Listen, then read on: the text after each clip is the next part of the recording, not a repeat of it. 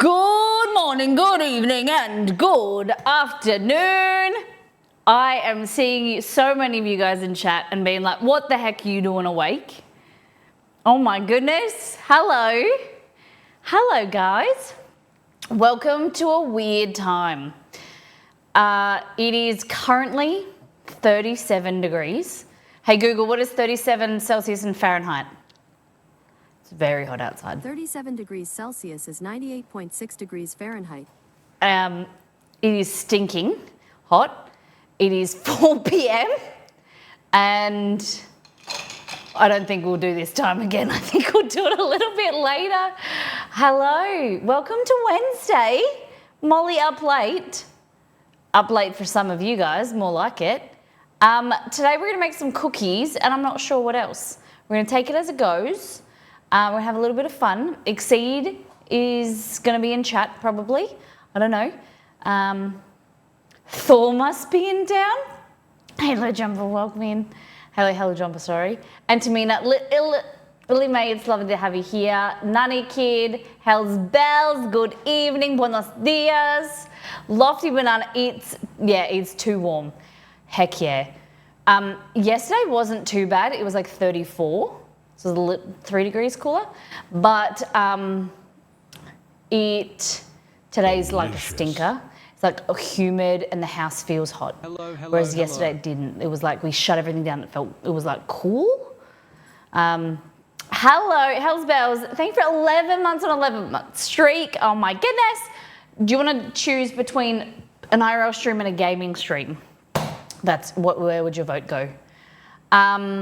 I do not miss any temperature above 35 Celsius. I thrive in cold. Exceed and I are like that as well. And so last year, we got really lucky. It was like a really moderate, like cooler summer. But I think that we're gonna get really screwed this year. Cause it's November and it's it's these temperatures. It means that January, February, when it gets really hot, it's gonna get like, disgusting. So, I pick an IRL stream, of course. How's everyone's day been? Where are you in the world? And what is the time? IRL, I'll just press, I thought I put it in the wrong place. What is the time?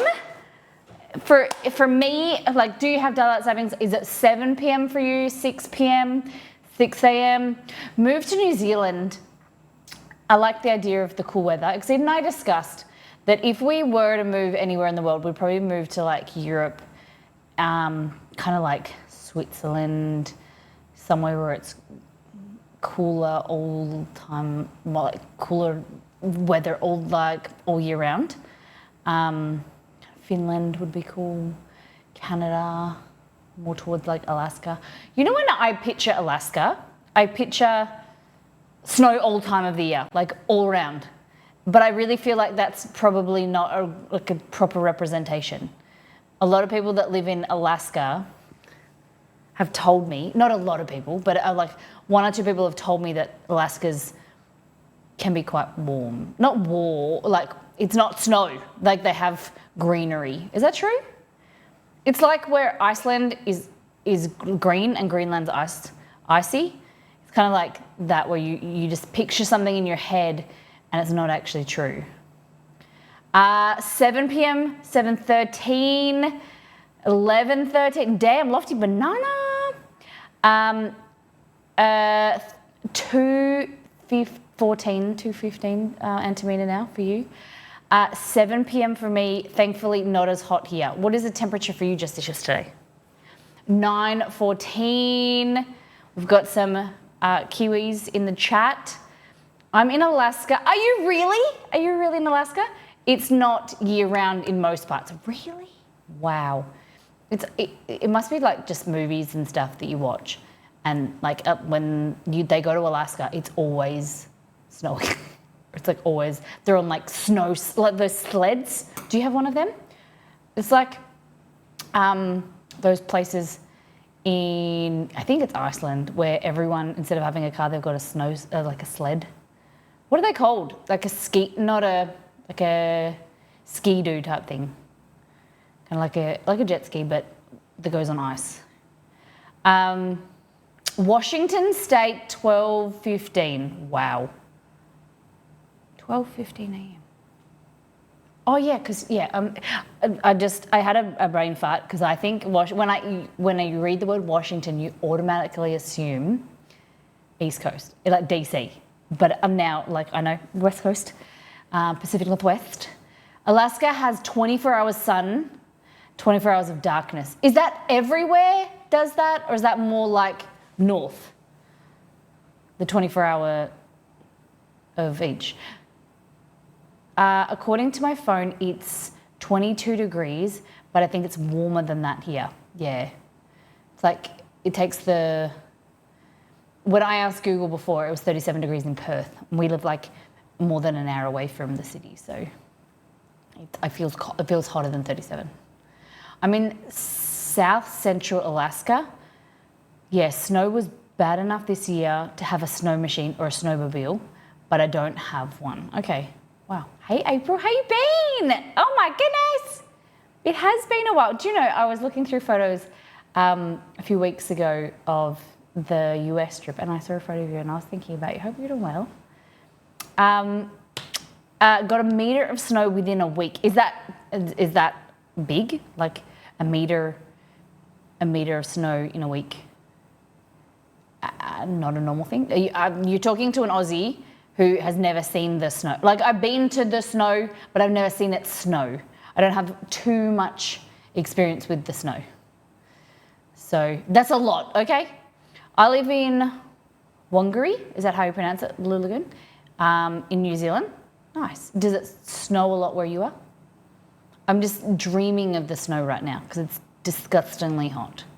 Very, very sticky.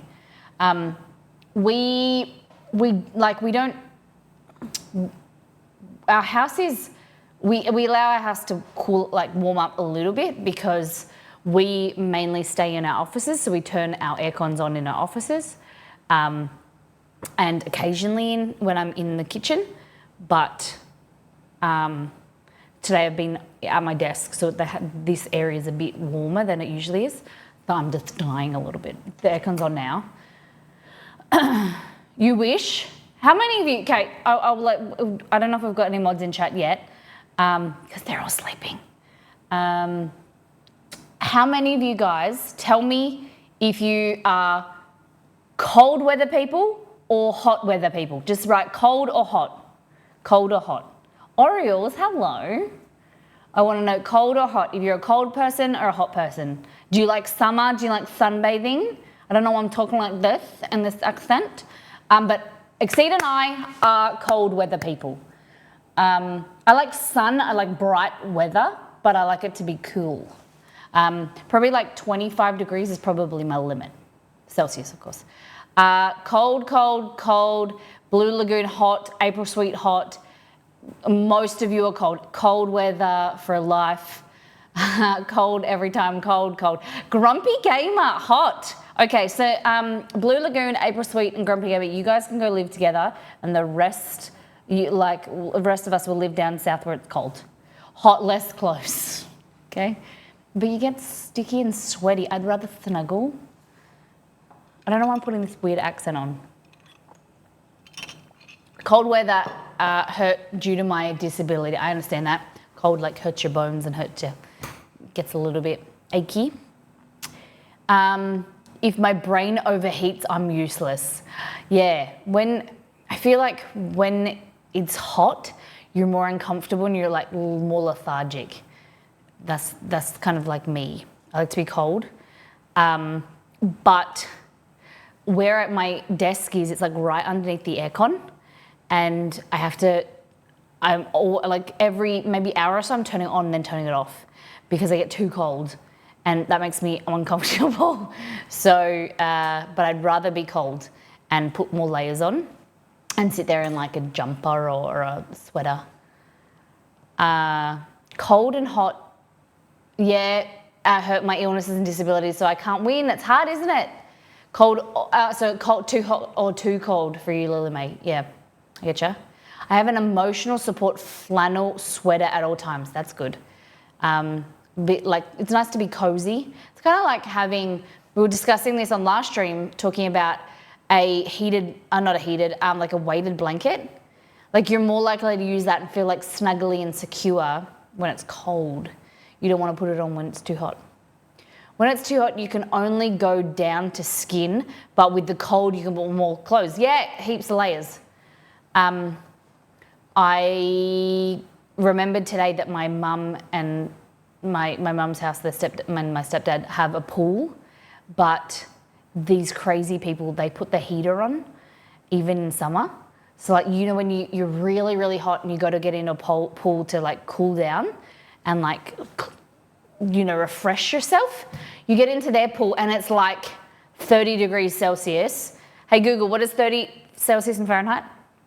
And it's like, it doesn't give you that refreshing. 30 degrees Celsius is 86 degrees Fahrenheit. 86.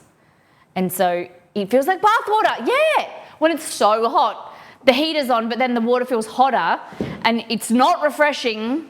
It's the worst. But my mum was like, you can stay in there for longer if it's cool. And I'm like, no, I just want to get in, stay there for like 10 minutes, get out, and then I can always get back in summer. Like, I don't like being too hot. Hot pools are a big no for me, yeah. Hot pools freak me out. It's not hot, but it's like just under body temperature. So it's not very refreshing. Too many kiddie pool nightmares. Oh yeah, when you get into the kids pool, it's a little bit like, what's that warmth coming from? Is that from the children or is that from the water heater? Don't know. Yeah, it is summer. Yep, just about summer. Well, it's basically summer heat right now. It's meant to be spring, but not really. Let's continue. Let's go back to last time on. We'll show you the last stream. Come on, guys. We're going to do a normal stream stuff. Nope, look, I did the wrong thing last time on. Here we go. This is me on last stream. I showed you my trifle. This is a recipe in the ebook that comes out in 5 days. For those that have not been around and not seen, I haven't really posted much in Discord, but I will. I am releasing an ebook on Monday, Sunday night if you're in North America. It is full of 25 recipes that are kind of like Aussie classics, family recipes, things that we have. There's recipes like that trifle, which is like a layered dessert. There is Dutch apple pie, which is kind of like apple pie / apple crumble. There is sausage rolls, my dad's dip, my mum's rum bowls, my mum's cocktails. She really loves a daiquiri. So there's strawberry daiquiris in there. My favorite maple grapefruit margaritas. There is heaps of recipes, so 25 altogether. It's going to be 25 Australian dollars, which is 15 US, just around roughly 15 US, and it comes on sale on Monday. I've been working my butt off to get it ready.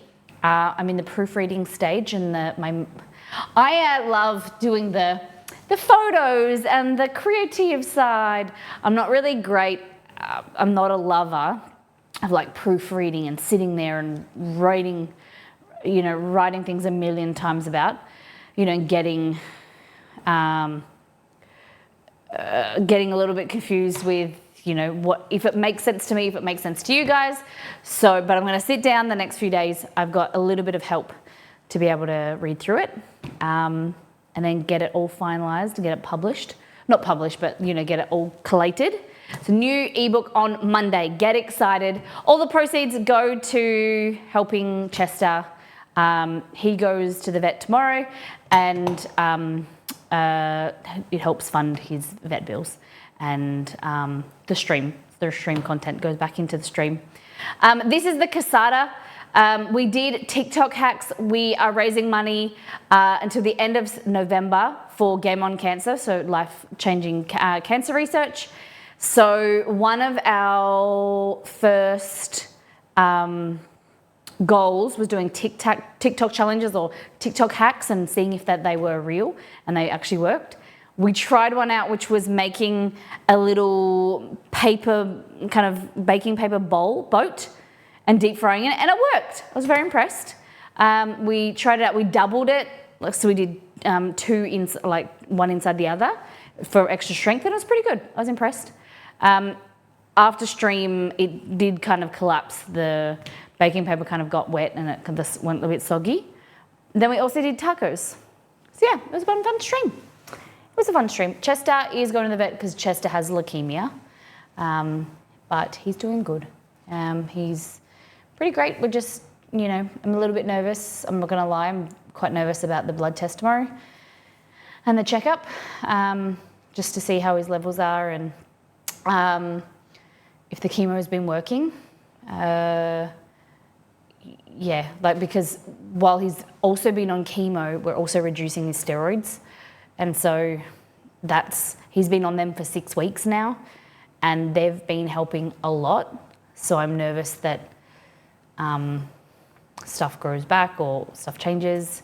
We can kind of figure out a little bit tomorrow. If all goes well, he'll be on 1 steroid tablet every 2nd day, and then every chemo tablet every 3rd day. So we don't know. We just got to figure out, wait for tomorrow. The reason we're making cookies today is for me to take cookies to the vet.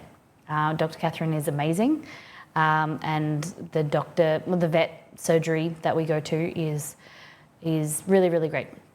So I just thought a little bit of thank you. Also, we received a package yesterday. I had to open it. I got special permission. There were 2 boxes from the US. Unfortunately, one of them had leaked. And so I was talking to Roselli, and Roselli said that I could open them. She wanted to video chat me last night. So we did a Discord call, and she wanted to see my face. She didn't want to wait for stream. And I got some cool things. We got some cool things because there's going to be some cool content. Do you want to see what we got? Are you interested? It's pretty cool. Don't forget to make Chester a cookie. Can't give him cookies. He's not allowed sugar. He's not allowed carbohydrate. He's not allowed any flour or anything like that. Nope. You don't want to see it? No, all good. Show the class. Show and tell. When I don't know if you call it the same thing, but in Australia, when you're at primary school, you take in it, if it's your turn, you do what's called show and tell. So you bring something that is important to you, and then you bring it to class and you tell everybody about it. It's called show and tell, obviously, because you show and then you tell them. So people bring in their pets, or they bring in, their toys and things like that. I'm going to show you what I got. Okay. So, unfortunately, the thing that did leak was a jar of Smuckers, jelly and peanut butter. Unfortunately, it was a glass jar that cracked. I'll show you a video. I'll post it later in Discord. The box and all. I had to wash some of these packets because it had peanut butter and jelly jam all over it. It was so sticky. Some of it still has sticky remnants. It was hilarious on the video because I was chatting to Roselli, and I'm opening it up, and I'm everything's stuck together. Even this, look, it's got peanut butter all over it. So we're very lucky, incredibly lucky. I was looking at this today while I was cleaning, and I just don't know how to express how grateful I am that you guys send me products like this, and for me to cook with on stream, things that I've never experienced before, things for me to create content with, things for me to snack on. For me, whether it is something real small and thoughtful, or it's something that is for, this is thoughtful, for the content for the stream. I'm just so grateful. I love seeing food and cooking with food from different countries as well. And experiencing stuff I've never had before. So it's really, really cool. I agree, Nanny Kid. So we have some Jell-O. So she sent us 5 packets, I think, of 5 packets of, oh no, there's one had, like, it was covered in, I don't know where it's, oh God, I don't know where it's gone now. It was covered, it's naked. It doesn't have a box, so I need to write on the box. I need to write on the packet, but now I don't know where it's gone. It's lost. Oh, there it is. So I think it was a big packet of vanilla frosting, not frosting, Jell-O, just as long as it's not consumed with milk. This is milk and ice. A little bit of coffee. How you doing, Kate? So we've got vanilla Jell-O. In North America, Jell-O is the same as jelly, but you have 2 different types. You have this one. So this is like pudding Jell-O, and then you have like clear Jell-O, which is Australian like jelly. So this is like the big box, and then you got the little box. So it tells you this one makes 4.5 cups, and this one makes 6.5 cups. So French vanilla and vanilla pudding. It's kind of like custard kind of stuff. For the Aussies, the Coddy's pudding, like the Coddy's pudding. You just mix it with milk or water or whatever. That's the same as this. So they have all different flavors. Vanilla's my favorite because it means that you can kind of add stuff to it. You know what I mean? Like there's a pistachio one, but I don't really. It has a weird artificial. Some people love it, and there's probably 1,000 different other flavors, but I'm a vanilla girl. Nothing wrong with being vanilla, okay? So 2 French vanilla. I don't know the difference between French vanilla and vanilla, but maybe French is better. Oui, oui. So that's what we got. Pudding.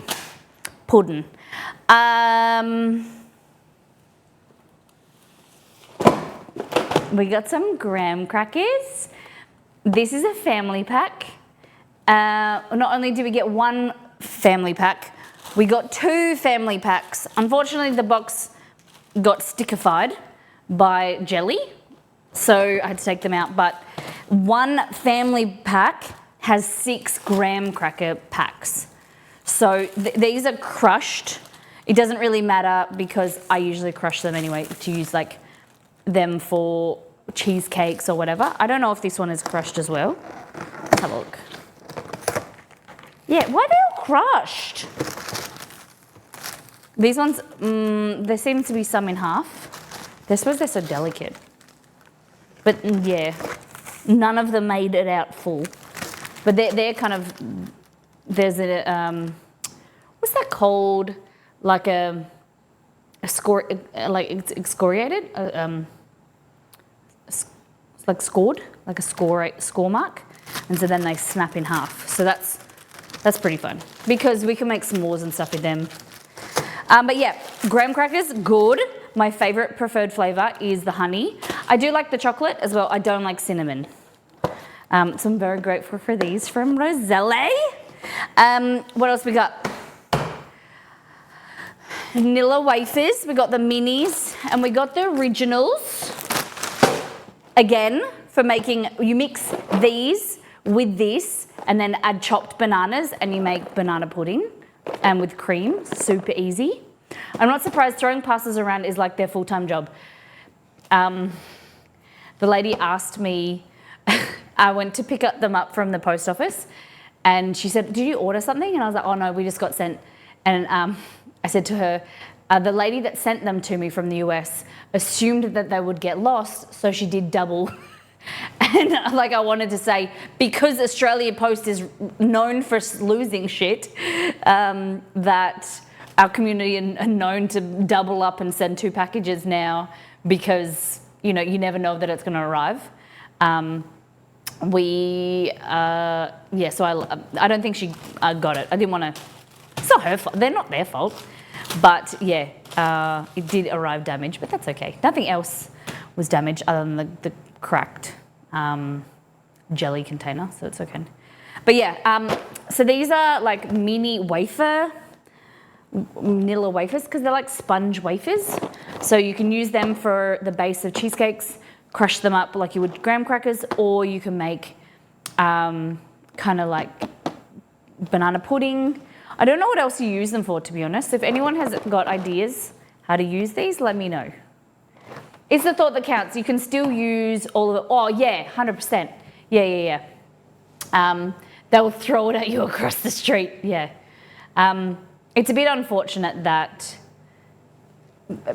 people are never going to look after and take pride in things, you know, because to them they deliver a million packages all the time, and they don't care what's in a package. Like, they have no emotional connection with it, you know. But that being said, not all delivery workers are like that. Not all, you know, couriers and things. But stuff does get damaged. That being said, like on trucks, there's a lot of movement. Planes, there's a lot of movement.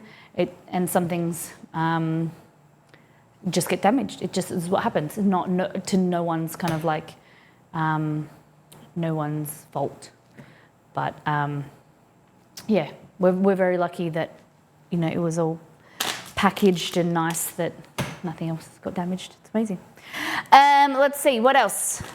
We got Ghirardelli wafers. I don't know if I've had these before. They're a little bit sticky. These are dark chocolate. Like, I know some of you Americans in chat were like, oh God, I could just get this at my grocery store. But this is exciting to me. This is very exciting to us.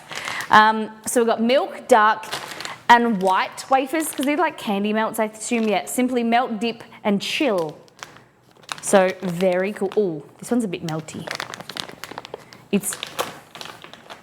Yeah, the white one's a little bit soft. Left it on the bench in a 37-degree day, so it's a little bit soft. The other ones are fine though. So milk, dark, white. You guys want to see? So they just look like that. Kind of like the Cadbury melts. Very nice, just better quality. Then we got these milk baking bits and 60% cacao, bittersweet, which is nice, and then a bigger bag of bittersweet as well. Yum. Okay. And then Chick-fil-A sauce. Very cool. We've been hoarding the last one we got sent, so I'm very excited for that. I think I might take some of it to like Christmas Day to let my family. I don't think they've had a Chick-fil-A before. Getting the goody choc chips. Yeah, check for glitter, no glitter. Okay. This only comes out at Christmas time, which I'm so excited for. These are amazing, and I want to recreate these. I'm so excited. I'm so grateful to Roselli that she found them and sent them, because I want to recreate them, but I couldn't remember what they tasted like to then recreate. But if we, just for science, you know, to show you guys, really, not for me to eat. There's 70 calories per chocolate square. So it looks like that. So candy canes and white chocolate. Kate, all right up your alley. You flip it over and it's got milk chocolate at the bottom. These ones are the exact same, but they have dark chocolate underneath. I prefer the milk ones. I like that. So they're pepperminty, delicious. They only come out at Christmas, I think. Big fan. Y'all don't got Chick-fil-A? Chick-fil-A?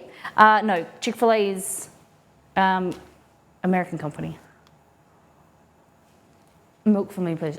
Hello, long man's you milk. Hate white chocolate, but I love peppermint. Not a fan of white chocolate either, but this is really nice. It is toasty outside. Okay, Two more things that arrived that I'm gonna try and use today. But the other thing is I want to use them, but I also want to keep them. I have this constant issue when we receive gifts from the US or anywhere, Europe. You want to use it, but you also want to save it. You know what I mean? You get what I mean? Like, it's like having nice wine or like a food that you really enjoy. You want to use it, but you also want to keep it forever. I have a really hard time with that. So sometimes I leave things in the cupboard for 2 years and then I'm like, oh, I got to use it or they go bad. So can always get more, I think. That's like me with stationery, yeah. So this is one of the items that we don't have in Australia that I'm very excited for. Butterscotch baking chips. So they're like chocolate chips, but they're butterscotch. I don't really know what they would taste like, but I've seen stuff like this. I am interested. You think it's ew? Completely understand. Finally finished all of my stuff from my friend visiting Japan. Yeah. So I'm excited for this. And then the other thing are these. These are like the Heath bars that I was looking at, but these are just the toffee parts. So a Heath bar is like a chocolate candy bar that is toffee covered with chocolates. This is kind of it, but this is the inside, just the toffee bits that we're gonna put in cookies today. Like that. Bits of brickle. I like that. So there is a recipe in the new cookbook coming, which is peanut brittle. And you can make the peanut brittle without peanuts, and it's very similar to this that I'm thinking. But we make it with peanuts or hazelnuts or macadamia nuts, and it's great for Christmas. You make it into a big slab and then you hit it with a hammer or you pick it up and drop it and it all smashes into kind of like toffee pieces. That's what I think this is going to be like. I'm so excited. I've always wanted to try Heath bar. Very keen. So yeah, this is what we received yesterday from the wonderful Roselli. Very excited. Oh, one more thing. There wouldn't be nice without naughty. So our mod team, they're very kind to me, but they're also a little bit nasty. They've got a naughty streak. So Roselli was forethought, had the forethought to think of you guys and your enjoyment. She bought these.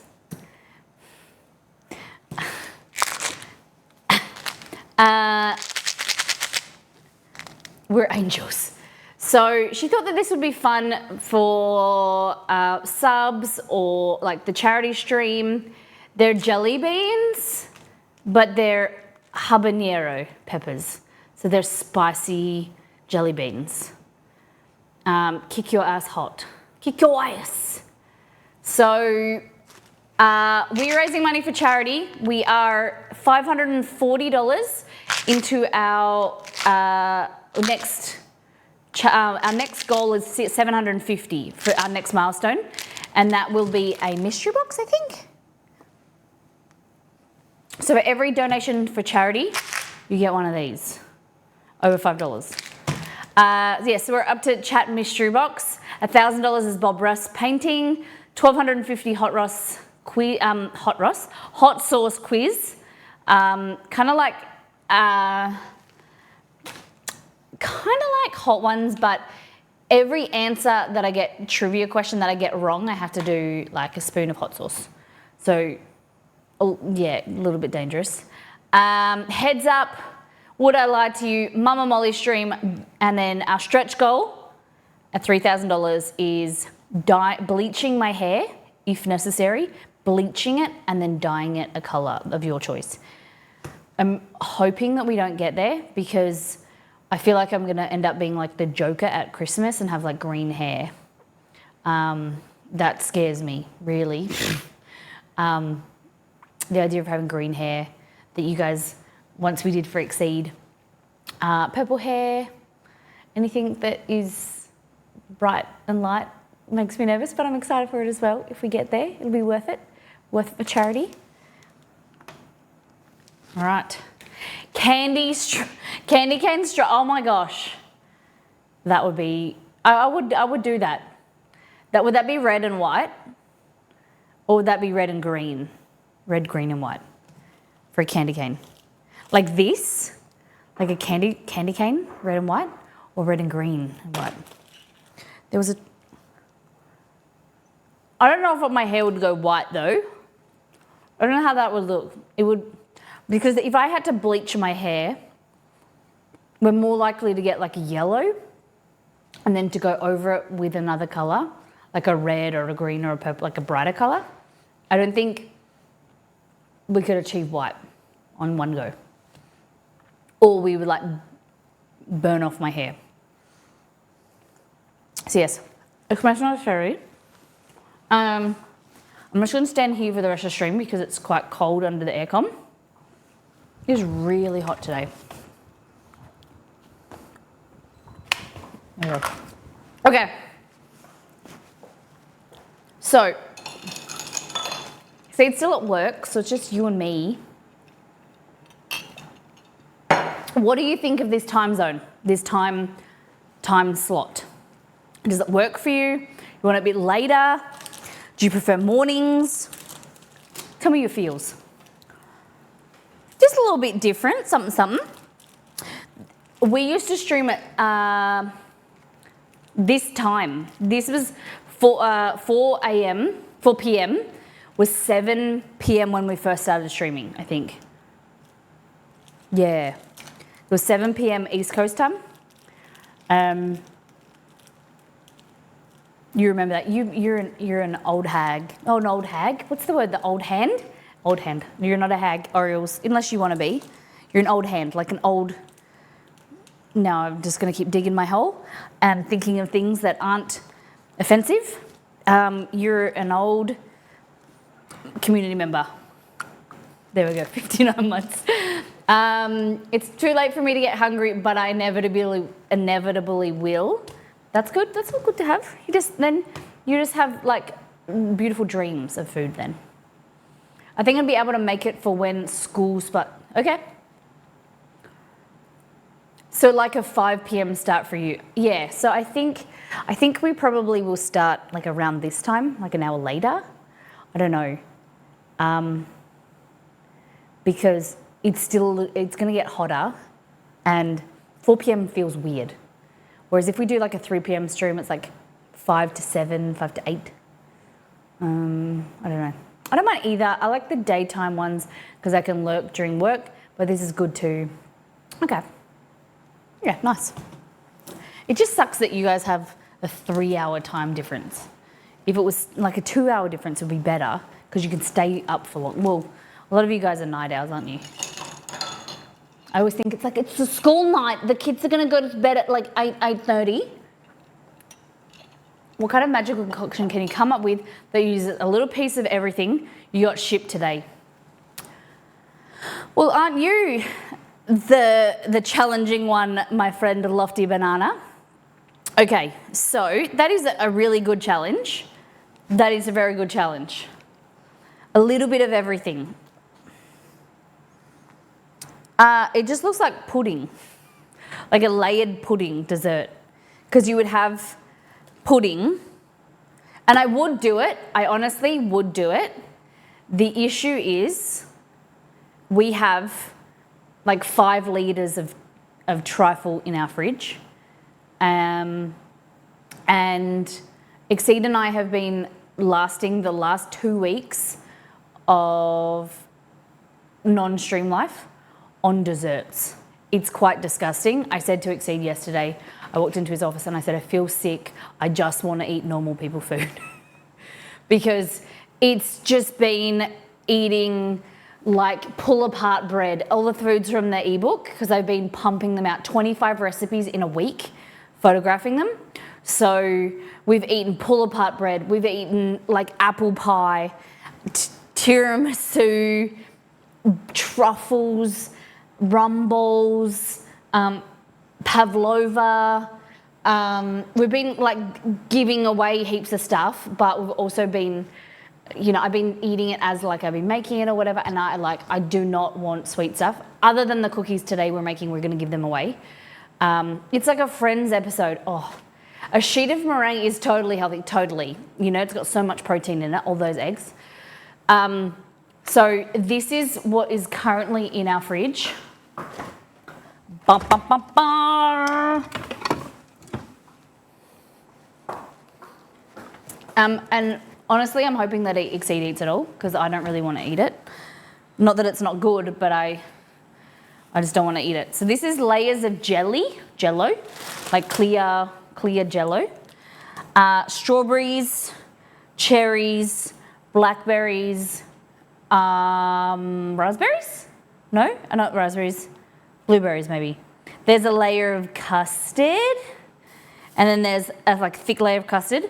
Then there's sherry, or you could use rum, whatever you like. There's a layer of cream, and then there's a layer of nuts and fruit on top.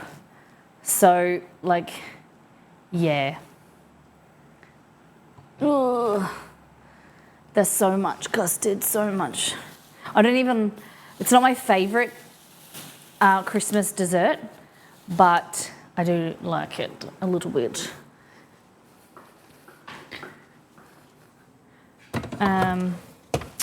Yeah.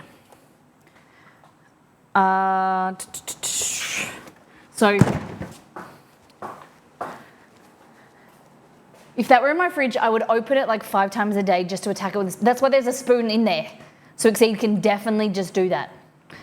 Yep, 100%. You just you open the fridge, you want a snack, so you just like that. Yeah. So when you asked if I can make something from a little bit of this, yes, I could. Part of me really wants to, but I know I shouldn't. Especially when it would be really similar to what's that trifle. Because this is like custard or pudding mixed with like sponge fingers and then just chocolatey. I didn't see the spoon, that's hilarious. Yeah, there's a spoon in there. That's the little cover up top. Yeah. You gotta make it accessible. You gotta get another spoon. It takes time up when you can just walk up, have a little mouthful. So, what did y'all have for dinner? I need some inspiration for dinner. What we should make today that's savoury. Because we are gonna make cookies. We're making chocolate chunk, chocolate chunk cookies from the website, but we're gonna then use some of these toffee chips to put in there. So they're gonna be delicious. A root beer float, oh, we don't have root beer in Australia. Very sad. But you can get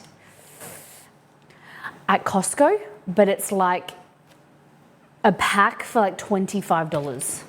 It's ridiculously expensive, especially to get it from America to East Coast Australia, then to West Coast Australia. Everything, just the prices go up. So you can get Dr. Pepper, but Dr. Pepper as well as equally expensive. We do have root beer. You have root beer? Or are we talking about root beer? In a lot of stores. Yeah, I said that, but it's not a popular thing, not a common thing. Rocket, tell me where root beer is. If you're gonna yell at me like that. Excuse me, Molly, we do have root beer. Nodding caps is a nicer thing to say to me. Mr. Rocket. I used to live off Dr. Pepper. That's why you're so spicy. That's heartbreaking. I think that if there was more root beer in Australia, I would drink it more. And I'm glad that it isn't because I don't drink a lot of soda. But when we go to the US, I live off soda fountain root beer. I love it. Yeah, but it's not very common. Like if you could get it at root beer and Dr. Pepper at Costco or other smaller stores, and it's really expensive. I've seen in Coles, Woolies, I think they have a lot of variety in drinks. Okay. Oh, sorry, I just read 2 different comments together. I've seen in Woolworths, Coles, Woolies, IGA and Aldi, I think, and Costco, and sorry for caps, no worries. The Sweet As branch of stores sell it, I think. They have a variety of drinks, but it's super expensive. It's not like accessible, what I'm trying to say. There might be places that sell it, but it's not as affordable as Coke or accessible as Coke. It's going to be marked up to the wazoo. We got a 24/7 gas station that has frozen Dr. Pepper. Yeah, I mean, I like the idea of frozen Coke because it's cold. I get that. But when you let it defrost, there's like no beverage. It's like a third of a cup, and it's just all air. So I would rather have a regular or a large Coke with like minimal ice, and then I love post-mix. If I'm gonna have Coke, I like post-mix Coke. There's something about it, it's like less sweet. But frozen Coke, I just feel like you don't get like bang for your buck. It's all icy or water, air. Yes, I buy pineapple. I've never had pineapple Fanta. Buy pineapple Fanta from them. Wish I had. It was sold in Woolies or Coles. Pineapple Fanta. Okay. Have you? I don't know. North America.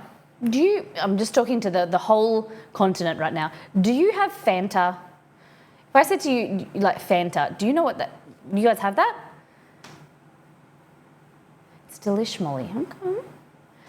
Because when I was in Europe, in Spain specifically, our Fanta in Australia is orange, whereas Spanish Fanta is like yellow. It's very strange, and it tastes better too. It's made. I don't know if it's made with like real orange juice or something, but the Spanish Fanta like slaps. It's good. I think that's the one. It's the lack of food dye. Okay. Yeah. I think I'm thinking of the right thing. Maybe I'm getting confused, but yeah, I'm pretty sure. Because they put like. I was shocked because in Australia, and you'll see my sangria that's in the ebook, it's like sangria is fancy. Like you have red wine, and then you put like soft drink and then fruit and things like that. In Spain, they literally get like red wine and they mix it with Fanta. At one place I went, and it still tasted delicious. And they put a bit of fruit in there, but it was just like Fanta with red wine. It was very shocking to see because they would just get like a bottle, then mix it together and then put like chopped fruit. Bob's your uncle. I was like, Spanish sangria, easy. Why do we overcomplicate it? Raspberry spiders. What, raspberry soda? Interesting. Okay. All right. Still doesn't feel cool. I turned the air conditioner up.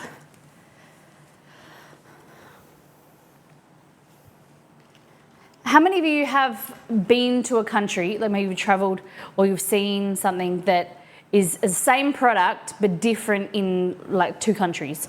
Say, for instance, if you're North American, you've been to Europe, and it's like a product that same but different.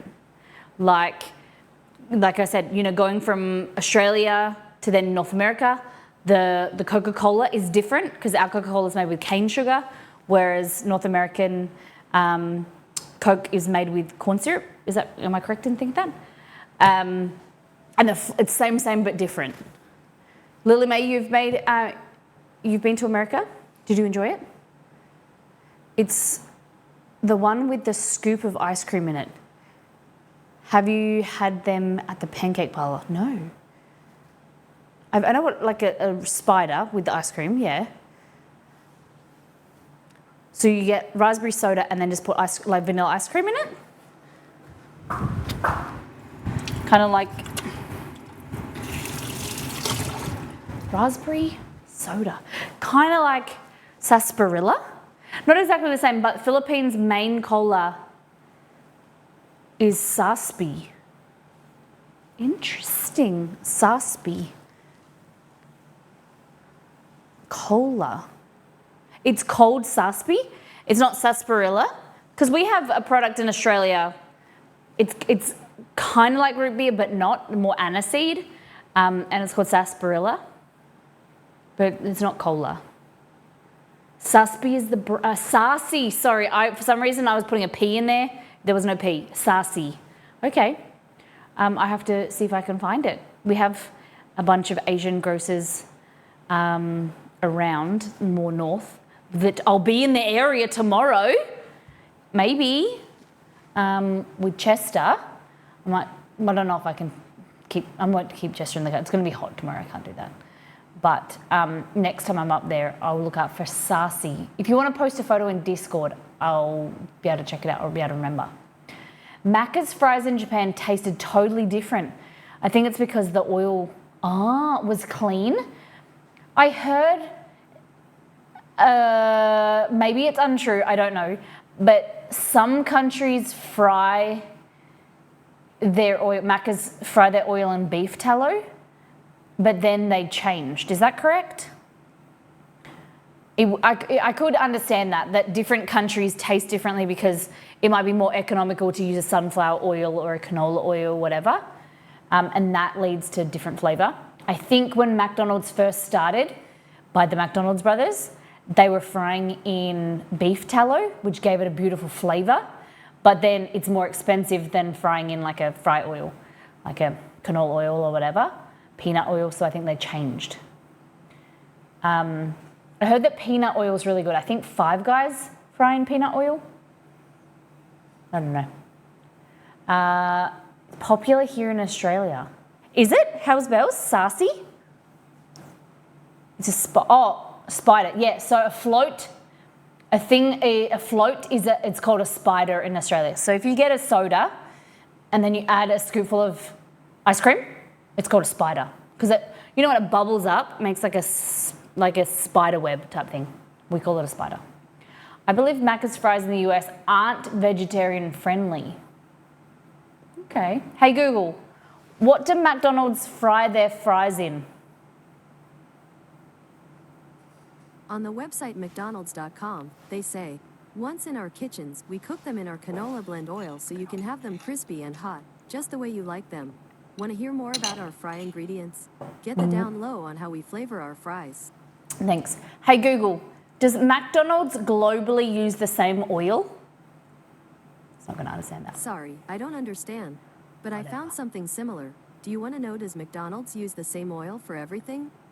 Sure.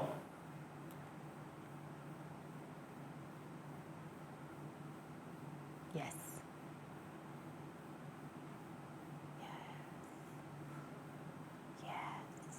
No, she doesn't want to talk to me.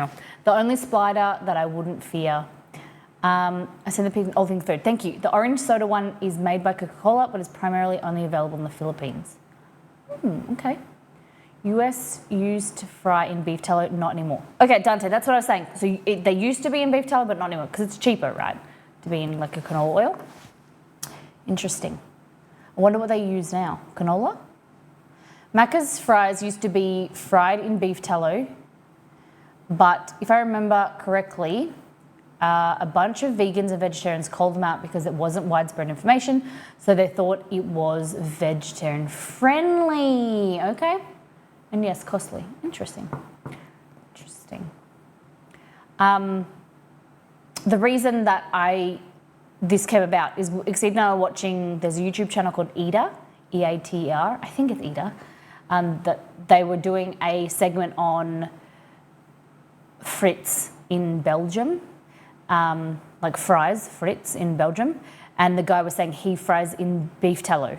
Like I think they're triple fried fries. So he fries it, takes them out, lets them cool, fries them again, lets them cool, and then fries them again to make them extra crunchy. So like a low temperature fry, medium temperature, and then a hot fry. And that's what the key to getting extra crunch. but he used beef tallow. He said that was his secret. So I wouldn't, in big quantities, I wouldn't even know where to get beef tallow. You would have to go to like a restaurant kind of food service store, but it feels like it would be more expensive. Like you think of like the work, I don't really know. Obviously there's a lot of work that goes into refining canola oil, because the canola oil, for those who don't know, is black. The seed that canola oil comes out of is black. They refine it so much to go clear. There'd be a lot of work in that, but probably equally as amount as beef, maybe. I know double fried is a trick for chicken, but never considered for fries. Yeah. So the thing is that you fry at a lower temperature to cook the fry, and then once it's cooked through, you let it cool, and then you fry it again at a high temperature to like get the crunch on it. That's what this guy said.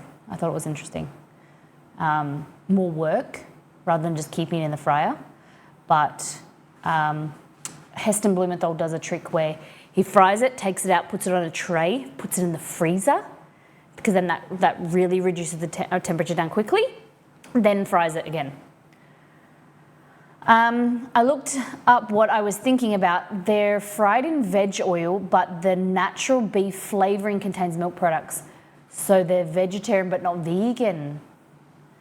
Interesting. You're saying the beef flavouring is on the chips?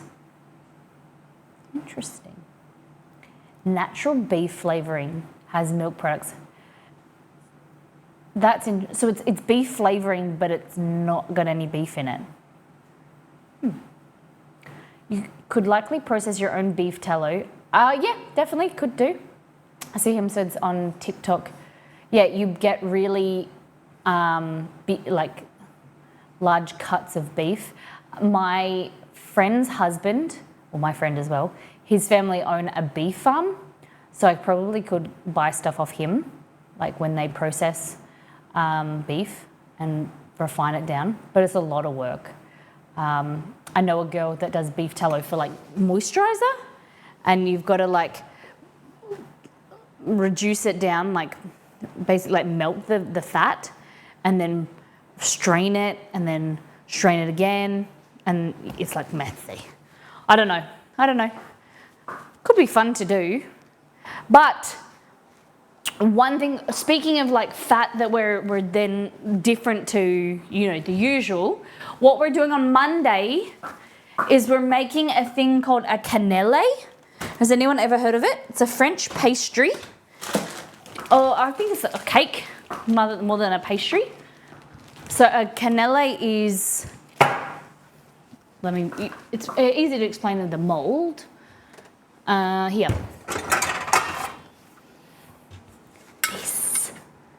This is sent to us by Jewel of Cal. So we're going to make these, and what you do to make them authentic is you have to baste the inside with a mixture of butter and beeswax. I'm very interested. So I bought this beeswax. Guess how much this little block of beeswax cost? Look at that.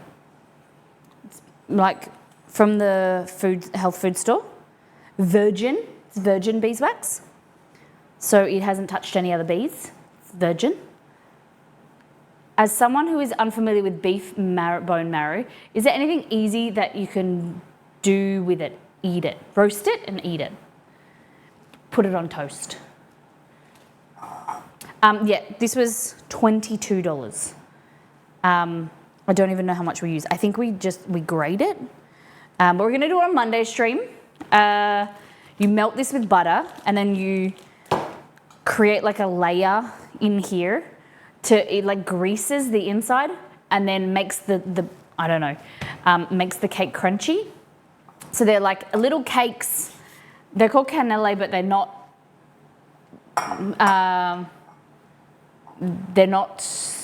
like, when I thought of them originally, they look like they're caramel flavored or like cannelle is very similar to the Spanish word for cinnamon. They're not. They're just like a cake, but they're like custardy inside. When you cut them open, they're like kind of like crisp on the outside and gooey, fudgy in the middle, like custardy. So never made them, never had them, seen them a lot. Very excited to make them. So that's beeswax. Like a lava cake, not really. More like, let me think.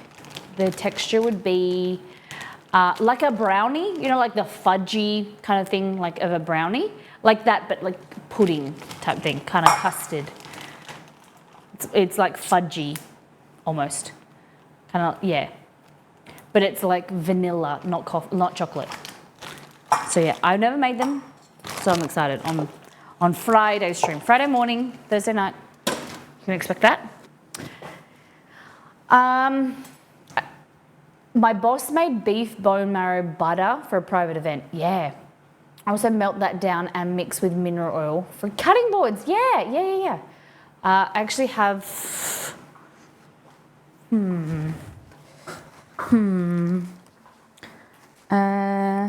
here.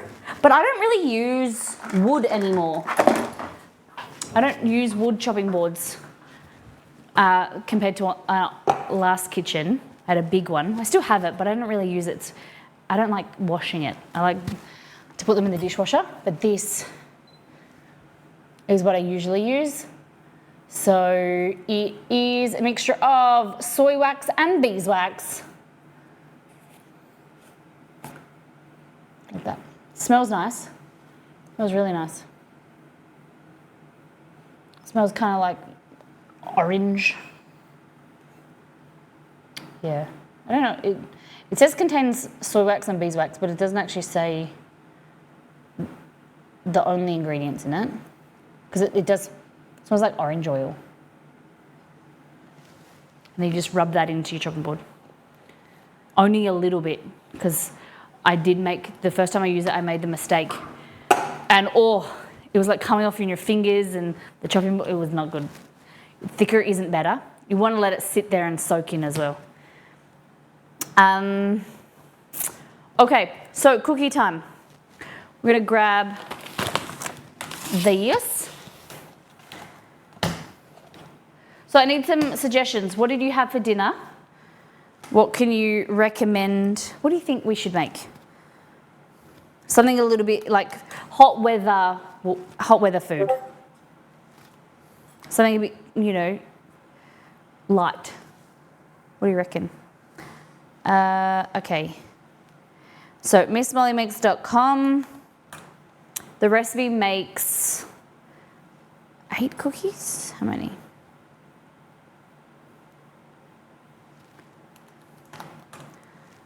I haven't released a recipe on the website for so long, but they're coming. They're coming. I have buffalo chicken dip to go up there, and the chai syrup is coming up next. We had chicken carbonara for dinner, and for lunch I made salmon sushi bowl. Ooh. I think Exceed will laugh if I make another bowl. I've been crushing on bulgogi bowl, like a bulgogi beef bowl or burrito bowls. Anything where I can put rice at the bottom and veggies on top. I love it. But he was like, I don't like bowls. It's not that he doesn't really like, he just hasn't liked them consecutively. Okay, so this recipe makes 14 cookies, which is fantastic because you can halve it and make 7 cookies, 6 or 7, depending on what size, of course. Or you can double it and make 28 cookies, but I like a small amount. Sometimes you don't need a lot of cookies. And with the functionality of the website, you can double and triple it if you want. So we need butter, brown sugar, white sugar, vanilla paste, egg, plain flour, baking soda, and chocolate. We're gonna do all of this, and then for some of it, we're gonna try the Heath toffee bits. I think that's good. Grumpy Gamer, thank you for sharing your dinner. Everyone else, what did you eat for dinner? What did you have for your last meal? Okay. Mint I made the mistake of getting flavoured chocolate bars, and now that's all I have left. I've got raspberry, almond, that one's dark chocolate, but chili and mint chocolate bars. Oh, then another raspberry one. I think these are plain milk. Milk. I want chocolate chunks, this is the key to this recipe. You want block chocolate, not chips. I promise you need puddles of chocolate. You don't want chips. Okay, so we need brown sugar, white sugar, plain flour. Did I say baking soda or baking powder? So these are my chewy soft cookies. Vegan burrito bowl. Ooh, Sheila. What type of protein did you have in there? Tell me everything. Hell's bells, don't tell me you had soup dumplings. That makes me so hungry. There's a place I think it's in Vic Park, that's just open. That is like a new soup dumpling restaurant. I want to take Exceed there, but it's so far. Jeff is sad. He has to go to bed. He wants to stay up and watch Molly. Have a great sleep, Jeff. Sleep well, and I'll see you on Friday. Oh, I love Jeff. Baby G. My favorite camera. I miss our moments in the last pantry. There was some candid moments. No red lights in this kitchen. Okay, chocolate, sugar, flour. I think it's baking powder. I'm going to check because I don't want to get the wrong one. I'm jealous of your organizational skills though. Don't let my organization skills need a bit of improving. Past Molly was pretty good. He's got the biggest smile on his face. That's good. Jeff, be good. Have big sleeps. And I'm very excited to see you on Friday. I don't have to tell me what you had for breakfast. If I win the lotto, I'm buying all matching containers for my kitchen. So satisfying. It is pretty good. Unfortunately, mine don't all match anymore. I was a black lid gang, but now all these have black lids. All these ones here, except for the big tubs of flour, they have grey lids. And the other thing is that a lot of them have, one day we need to do an organisation stream, I think. I want to reorganise everything in here. Where did that fly come from? It came out of like the cupboard. The labels need to be redone. For some reason, this one looks like it like came out of the fire. Look at that. It's like scorched. You want to do an organisational stream? All right. This is all the stuff that I don't ever, I probably should throw out. I don't ever really use this stuff. Freekeh, guanduja, quinoa. I don't remember the last time I cooked quinoa, mainly because it takes so long. I should probably cook it in the pressure cooker. Buckwheat, freekeh, barley, stuff like that. Like I like to have it just in case there's a recipe that needs it. I like to have stuff on hand, but yeah, heaps of stuff up there. I put the stuff I don't use up the top. And this one has coconut flour, gelatin, xanthan gum, glutinous rice powder, sucrin, cocoa butter. Oh, I didn't know that was there. Stevia, psyllium, mixed seeds. We don't eat the mixed seeds. I feed them to the birds outside. Milk powder, potato starch, stuff like that. Random stuff. Do you usually need to? I don't soak quinoa overnight. I don't think that far in advance. Some stuff like sushi rice, glutinous rice, they say to soak, but it's like I've got a mango in the fridge right now that I want to eat. And I'd probably cook glutinous rice to eat with it, but I will never think ahead of a time and be like, oh, I'm going to do that tomorrow. Half of those spices sounded like solid band names. Frika, quinoa, black rice. They do a great Metallica, rendition of some Metallica songs. Stevia, they, Fleetwood Mac, they're a cover band.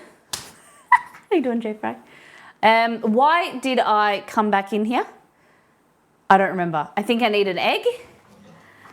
And that's that. What else?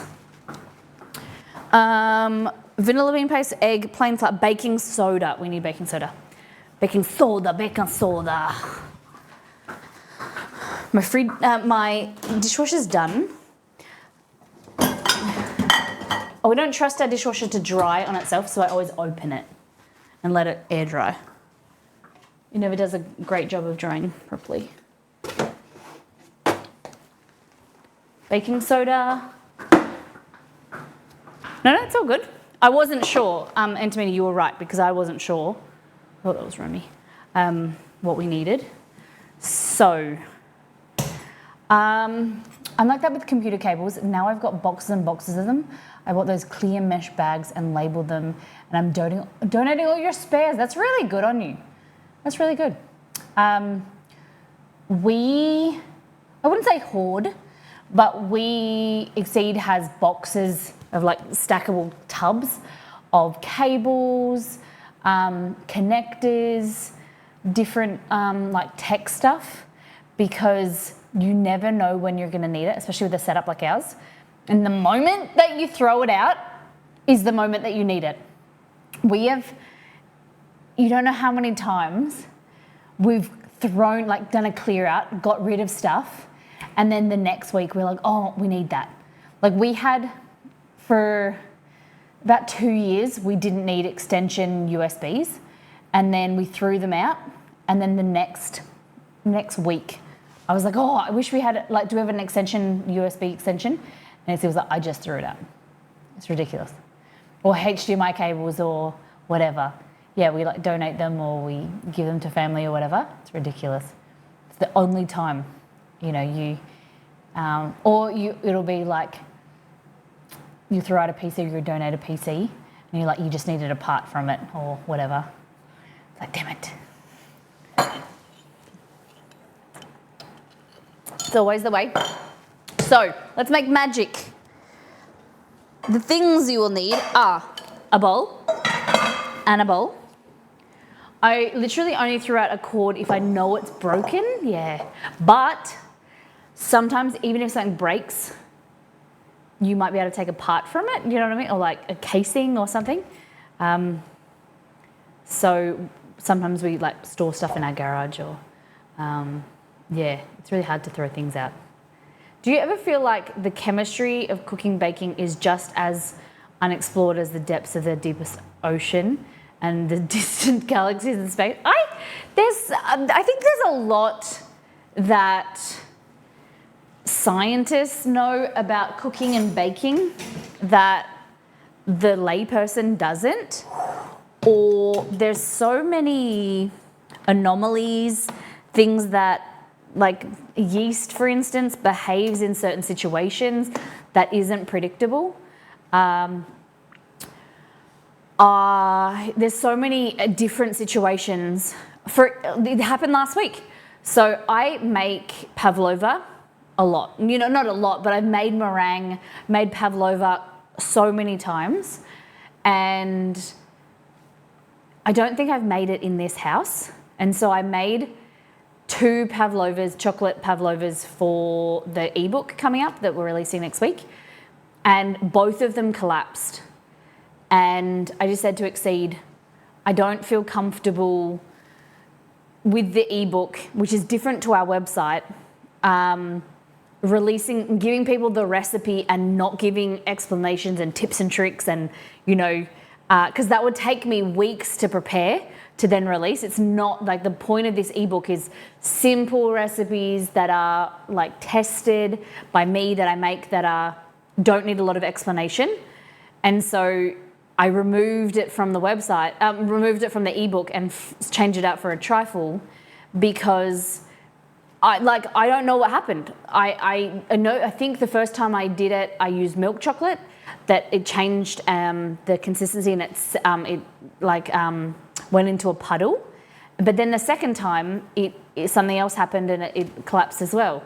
So I don't want to put a recipe in the book that I can't give people like a troubleshooting guide. And that's what I get to do on the website, where you'll have a recipe, but then there'll be like big sections of like troubleshooting, this like issues, like frequently asked questions, stuff like that. I get to explain because there's some recipes that sometimes, no matter what you do or you've done them a million times, sometimes they fail. Same with bread. Yeast can be really tricky. It can be temperamental in humidity,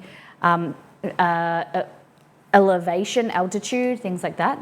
So there's stuff that there's some parts of cooking that's really unpredictable. In American football, coaches calling an audible. Really? Hey Google, what does calling an audible mean? On the website linkedin.com, they say, calling an audible is a term from American football that refers to when the quarterback changes the play at the last minute due to how the defense is lining up. People also ask me, what does it mean for someone to be audible? Want to hear the answer? No. Interesting. Yeah, changing the plate on the last minute. Yeah. Thank you, Google. There's parts where the more you cook and the more you do things, you get better at, like when I make bread, for instance, when I'm kneading and folding, there's things that I look out for. And like I go, oh, that's, the texture's a little bit different. And then I'll add more flour, or I reduce the proof time or increase the proof time. Exceed's taking the dogs outside in the backyard, and Romeo always runs in first. Like he gets sick of being outside, so he runs to the door. Small humans in bed, beautiful. So there's heaps of things that you'll learn and you get better, but there's also things that you try to be consistent and you try to, but some like mistakes happen, stuff goes wrong. I've been cooking for a long time and there's heaps of shit that just doesn't go right sometimes. And quite often it's when I try too hard, where if I just go with the flow and cook how I usually cook, stuff works out. There's other times where I am trying to do it on stream and I'm trying to pay attention and I'm trying to be really detailed, and that's where it goes wrong for some reason. Exceed and I laugh because I will make things 5 or 6 times off stream, like to test it, and then it will be the day that I do it on stream for like a sponsored stream or, and there's pressure. Even though I've done it before, there's times where it will just go wrong and it doesn't go to plan. And you just got to go with it. I get really nervous and a bit embarrassed on stream, but it's the way it is. It's like unpredictable. I don't know if I've ever asked, what's your day job? Are you a chef? I'm a streamer. So this is my job. I stream 3 days a week. We've released our cookbooks. I do stuff on social media, but this is what I do. So by you guys choosing to buy our ebook or our cookbooks, our merch, watching the stream, that's how you support our stream. Support me doing what I'm doing. It's IRL, things happen. Yeah, of course. And you can't beat yourself up about it. Things are always going to happen, Murphy's Law. Things that can go wrong will go wrong. And the only thing that you can control sometimes is the way that you react to it. If he only mentioned something he can't ingest. Whoop. Does he only mention it when it's something he can ingest? Can't ingest? What do you mean, Jeffro? I must have missed your other message. Okay, so we need the butter. Thank you, Kate. How to get into cooking? When I grew up with my grandma, my dad's mum baked a lot, but I didn't really, it was just whatever. And then when I was in year 6, which is 11, my parents started a business and they were away from home, like during the day. Like we lived half an hour away and they were starting, opening a store. And I would walk home from school. So I'd walk to school in the mornings and then walk home from school. And then by the time I got home, no one was home. So I used to help out, or because I was hungry, I used to cook. And my brother was training to be a chef. He didn't live with us, but my mum bought him kind of cookbooks or things that for his education. And I was always intrigued and thought how interesting it was. I used to watch cooking shows instead of cartoons. So then I just used to experiment. If you asked my brothers, they would laugh and say that it was like experimentation city, that like it was like a 50-50 win rate. Sometimes I would make tasty food and then other times it was a miss, like a hit or a miss type thing. And I've always just been intrigued by how you can, especially with baking, how you can turn these ingredients into cookies, or like you can turn bread into flour, flour into bread. And so, yeah, I think the start of it was like necessity to cook for myself and cook for my family. And I like to be able to, my love language is cooking and serving others, like being able to, if someone's sick, make them soup or make them their favourite food. And I see the joy that food can bring people. It brings nostalgia, it brings people together. And I know this is a long answer to your question, sorry. But yeah, as I got older, I like to make people cakes or like for their birthday or make them things because it's so nice. It's a little bit, I suppose it's a little bit, you know, you do it because it's nice for me. I get the nice feeling, but I like to be able to like make a birthday cake for someone and see that the joy in their face, or let them, like when someone tastes something, they go, oh God, that was so good. Or they, the joy in recreating someone's, you know, nostalgia or something like that. I get a lot of joy in and sharing that. And that's how I started cooking, really. And then how I started streaming was, am I making sense? Are you guys interested? I know a lot of you have heard, you're old at this, and you've heard me talk about this a million times, but Zolik, welcome in. Make sense? Oh, I was just goofing around when you were talking about Exceed's response when you were cooking things multiple times. Oh, yeah.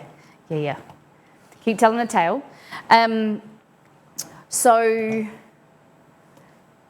yeah, when I love to cook for Exceed. Exceed likes to eat my food, and I love to cook for him. And one day we were watching Twitch, and we saw someone. Back then, there was the IRL channel. It wasn't just chatting; it was IRL. So there was gaming, and there was IRL. And so we watched a person cook, and Exceed turned to me and he said, "You can cook. I can do the IT stuff. We should stream." And I was like, "Okay, let's try it." And that was the beginning. We went and bought a camera, a webcam that was like a wide angle, and then we used a microphone, and that was 6.5 years ago, the 20th of April.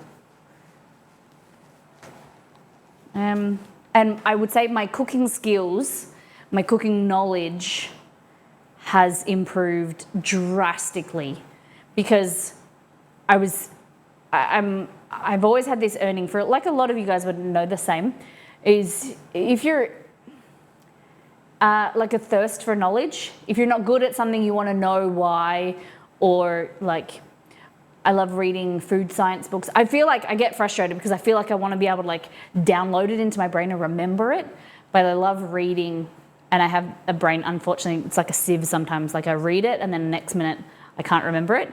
So I try and gather as much information as I can, especially in the position where I am, where I get to talk about food and maybe teach someone something, or improve someone else's skill, or empower someone to be able to get the confidence to cook a bit more, talk about food.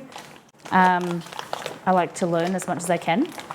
And learning from you guys, from different cultures and countries. A lot of trial and error. Yeah. All right. Make sense? For some reason my camera's looking over there. 3 years, 11 months. Damn! Kate, so close to 4 years. Wow. Kate found our channel when she was pregnant with her son Finn. And we've been around since Finny boy. Okay, so here we got butter. And we're going to put into there half a cup of brown sugar and a third of a cup of white sugar. But to be more accurate, we're going to... What did I do, guys? Oh, I put it in kilos. I didn't even know that was possible. Pounds, ounces, mils, milk, grams. Here we go. So just zero it. That's that button. 5 years, 5. Woo! Look at you guys go. Amazing. Okay, so we want 65 grams of white sugar. So this is something that I learned when you want to get like the ultimate cookie. The ultimate cookie is personal, right? It's personal preference. Sometimes you want like a crispy cookie. Someone wants a crispy, crunchy cookie. Someone wants a flat, chewy cookie. You know, sometimes you want a bit of chewiness. Sometimes you want a bit of both. You can create the ultimate texture by tweaking your quantities of ingredients. We're going to use brown sugar and white sugar because the white sugar adds crunch. The brown sugar has addition of molasses, which is going to create chewiness. So these are going to be a flatter cookie.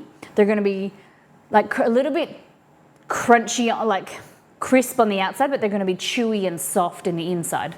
So this is my ultimate cookie, but we also have like a Levain fat fudgy cookie as well that's going to come on the website soon. Popping out a lurk just to say I hardly cooked before I came to your stream. Oh my God. Let me read this. And you have definitely given me a lot of confidence and importantly taught me that cooking can be fun too. I love that. I get a lot of joy from hearing things like that. You guys, like that comments like that is probably like the ultimate compliment for me. Again, it's like one of those things that like I feel good, that like I feel a little bit weird that I appreciate those comments because it helps me feel like I'm doing a good job.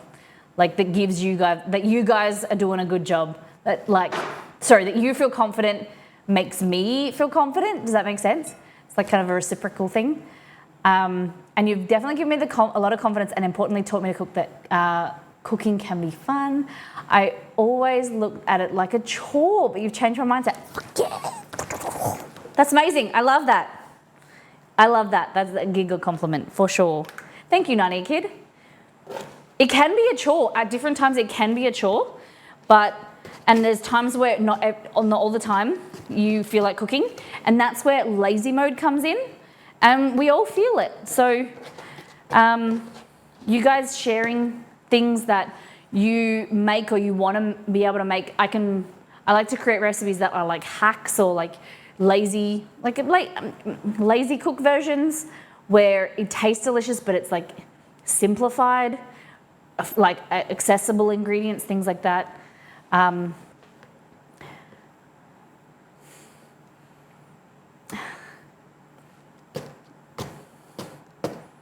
Thank you, Nana Kid. I really appreciate that. If I can make a small little difference in people's lives, then that's what I'm here for. Through cooking, sometimes I don't think that it's possible to be able to make a difference, because there's, sometimes you feel like there's a million cooks out there. How am I going to be different, and how am I going to make, but if I can give you guys a giggle and have a laugh, or answer some questions, or, we can learn together, I think that's the best part. Because there's so much stuff in this world that, it's confusing. Everyone's got different opinions on stuff. But, if I can give you a different take on it, or a bit easier, a way of doing something, then I'm all about it. I appreciate that. 105 grams of brown sugar. First things first. That is our baby. Like, as much, we love All In Together, and we do hope to one day re-release First Things First. At the moment, the current First Things First book is a little bit kind of like, it's a little bit more, how would you explain it, Exceed? Like, the design of it is a little bit more, kind of like, not immature, but like a little bit informal. Whereas the stuff in there is pretty, we would say pretty good, like, base knowledge. And so one day we plan to rejig it. We just don't have any time, or like, it's going to take a lot of time and effort we want to redesign and make it a bit more professional kind of thing. So that it is not so much for our community, it's more for everybody. Because we think that, it's our little baby. Our cookbooks are some of our greatest life accomplishments. We love hearing, there's, some of our family haven't even, like, cooked from the cookbooks. But you guys have, and you guys love them, and that for us is just amazing.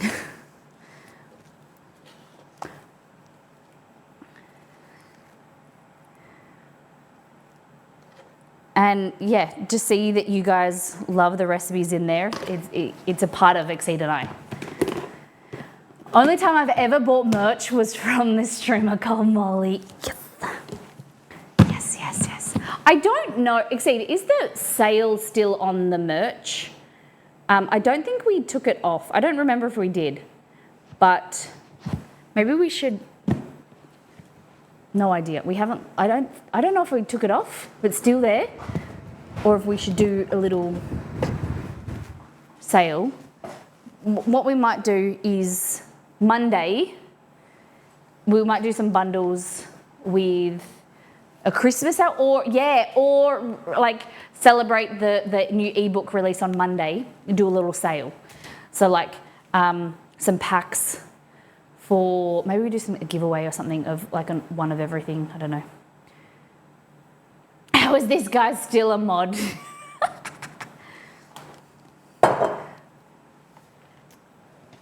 We might do something. Leave it with me. Oh, why did I do that? So this is what happens when I get distracted. I put this shit away.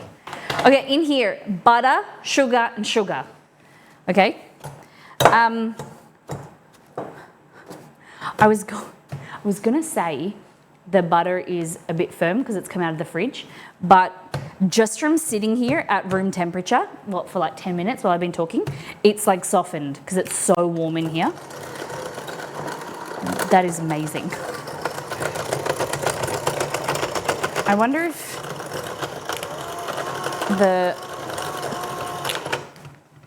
I never really think this is accurate, but do you think that if I turn this probe on, it'll tell me the room temperature?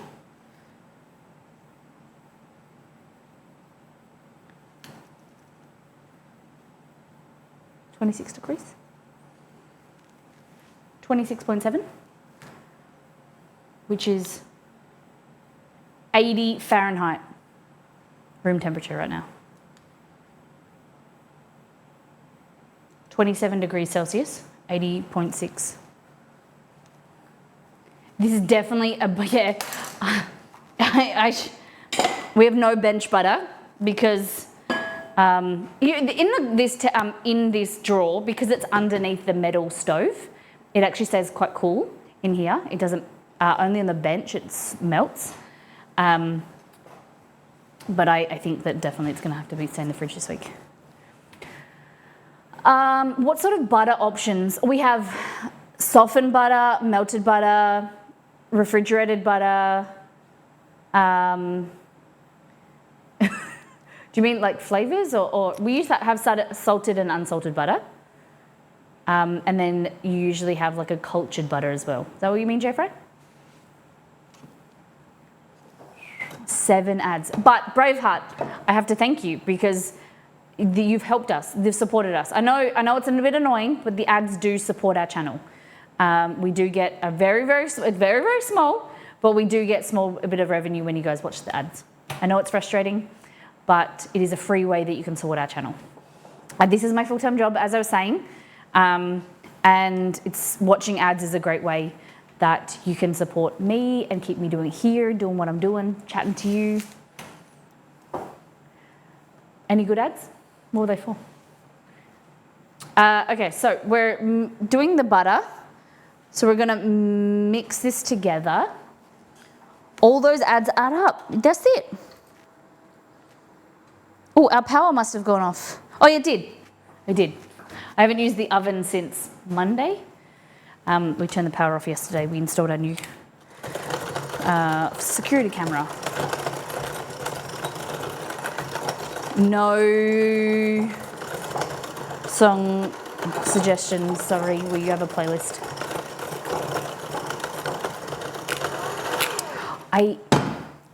How long have I had this? I don't think it made this sound. The blades are like banging against each other. Do not turn your oven off.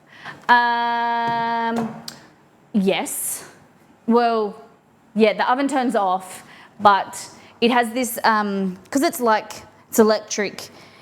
If you turn the power off, you have to press the mode button, and then I don't know if it's like a safety mechanism or something. If the power turns off and then turns back on, the oven won't turn back on, even if it's like on. It won't revert back to like heating up. It's like a safety mechanism. You have to press mode. Does that make sense? It can be really annoying. Because the power's gone off and I've had a cake in there and it doesn't the power came back on and it didn't turn back on. But I get it. But unless the oven, it was turned, the dials were turned on, it wouldn't heat up, if that makes sense. All right. So butter and sugar. You want to mix these so that I think there's something wrong with the blades are banging in against each other. I think I'm going to have to go back to the Good Guys. I don't know if something's bent or something. They're like banging in against each other. Can you hear that? You didn't do that when I bought it, did it? I don't know if they're... Looks like it's bent. Oh, shit.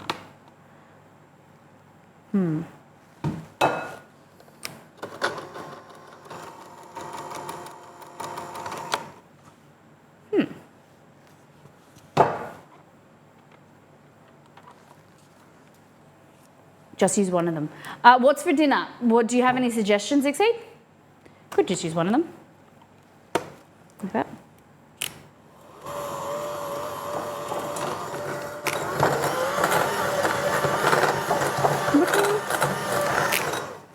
Throwing stuff everywhere.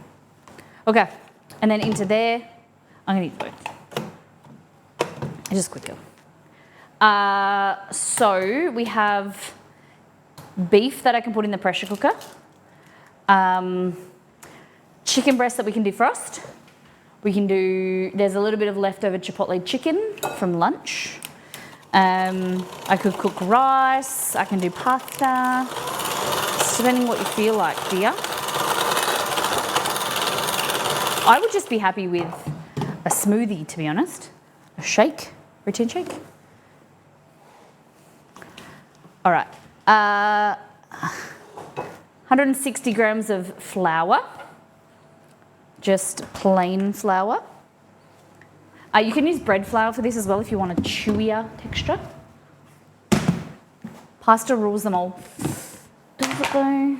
You say, Braveheart, are you telling me that pasta and rice, when compared, pasta would be superior? Because I'm going to say you're wrong. I don't know about you all in chat, but I prefer rice. I think rice is the superior carbohydrate.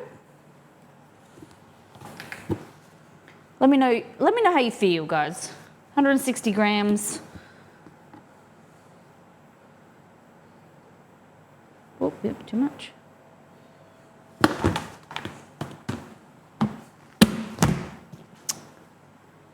Baking soda. Rice definitely. I choose. Oh, you choose pasta? Grumpy would choose pasta?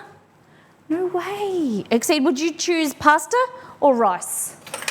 Justicia says rice. I say rice. I reject the hypotheses because my favourite options are between. No, you have to choose one. Stavros. Cooking wise, rice is amazing to cook with. Amazing to cook with.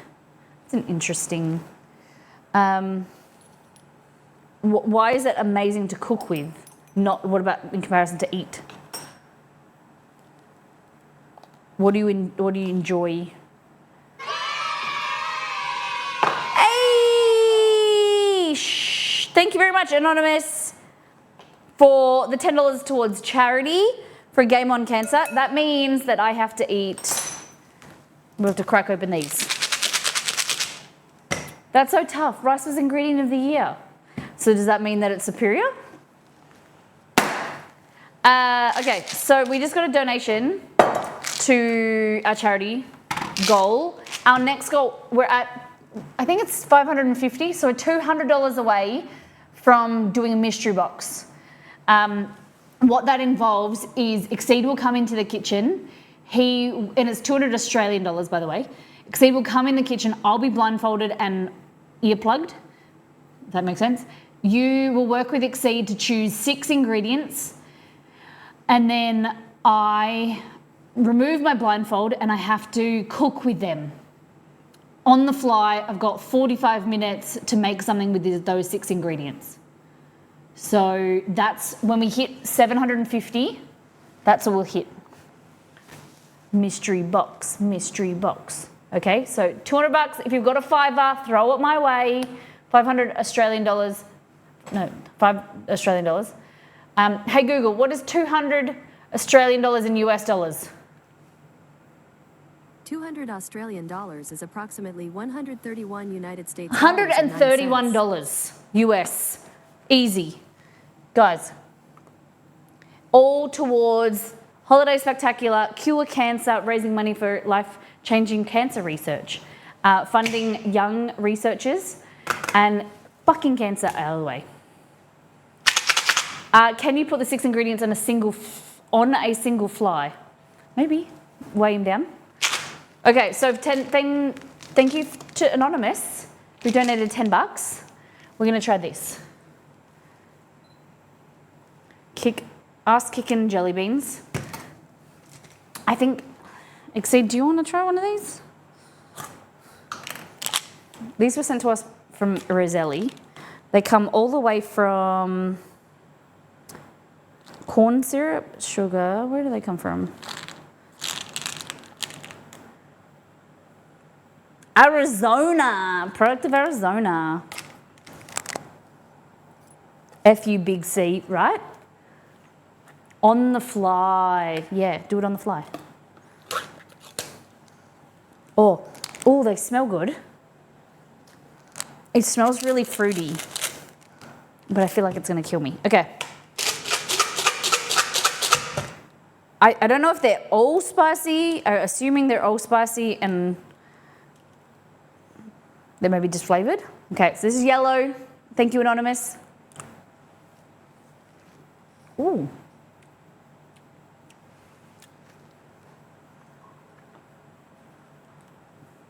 Ooh, it's nice. Oh, it's spicy. Hold on.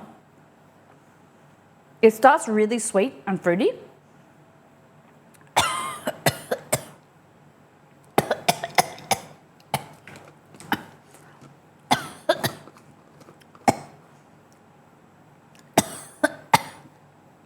Oh. Oh. I wouldn't.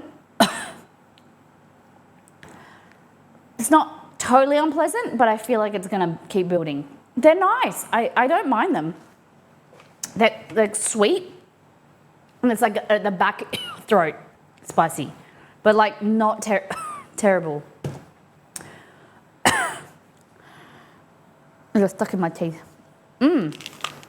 They smell really. It's not the worst. It is spicy. They are quite spicy. It smells really good.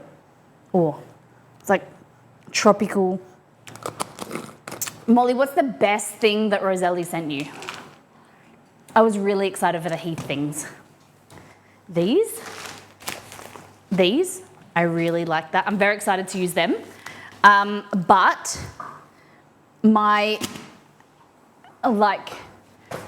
the thing that I am new that I've eaten and I really love is these. The peppermint. Guys, a weight of my heart is this. Chocolate, but these. Peppermint bark. They're so good. Look at that. Yum. Yum. Oh.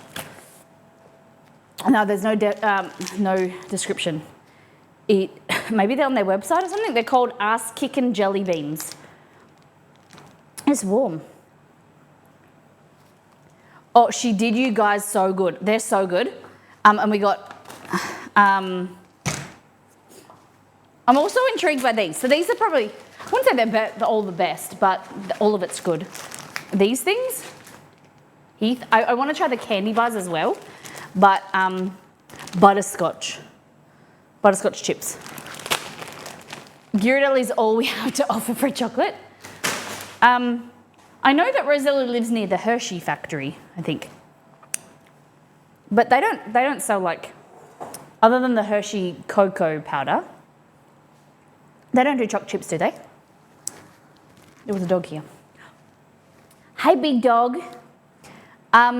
Big Chucha, this guy, we have to weigh tomorrow. We're going to the vet. He's getting weighed, and hopefully, cross our fingers, he's healthy and his chemo is in remission. That would be amazing. But we're going to see. Look at our little Juby. Our chunky chest. You're a chunky boy. I don't even think I could... So he was... Exceed how old? 13 kilos? Oh, you're a big boy now. I'm going to say easier 1 kilo, maybe 2. Look at this. He's got a big belly. Hey. Say hello to everybody. Oh, hello. Hello, Big Romy. They have a big chunk. Hey, do. All right, I've got to wash my hands. We're not supposed to let him lick us.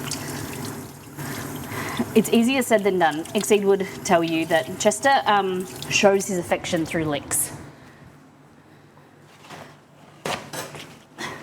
So we're basically radioactive, a radioactive family now. We're hoping that he licks Romy, and then the chemo will go into Romy, and then kill any cancers that Romy has.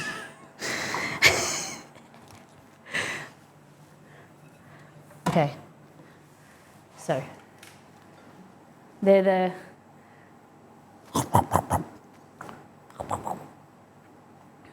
Hey, Nito. How you doing? You're such a good sitter, Rome, but they can't see you even. I can't even see you.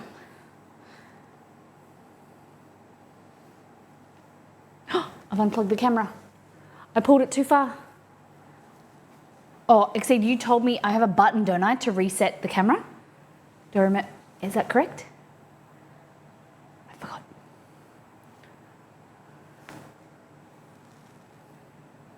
Will Molly remember where the button is? Reset prep 1. Nah.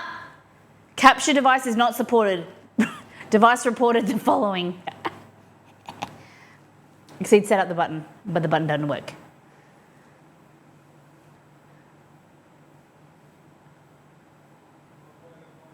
Unplug it and plug it back in.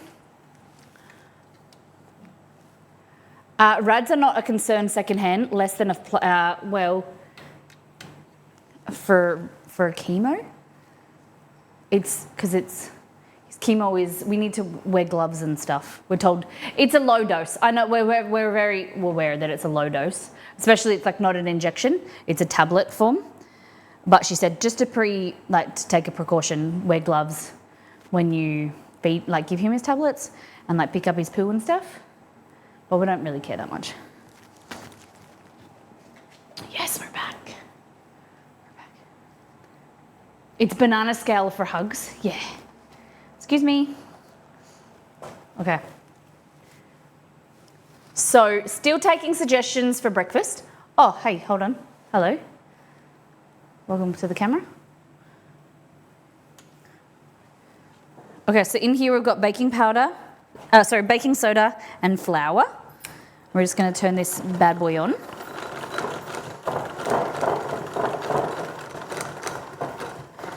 So with this, would I ring KitchenAid or would I take it back to the Good Guys store? What do you think? Is it a bit weird just walking into the store with a hand mixer and showing them, be like, my beater blades are banging each other? Do you think that's weird? Post on their Facebook in all caps.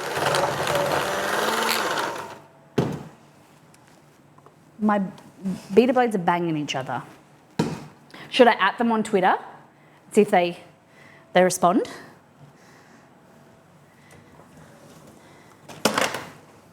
I bought this in a waste of money. Don't you know who I am? Don't forget the spelling errors. Yeah. Yep.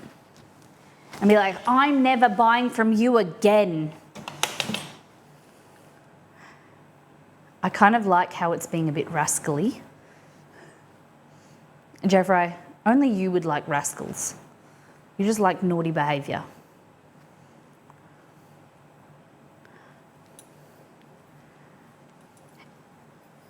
Nita, I've got a question for you. Are you a gamer? Do you like video games? Because I've never talked to you about this. And same thing for chat. How many of you play video games? How many of you not really gamers? Like, what brought you to Twitch? Video games?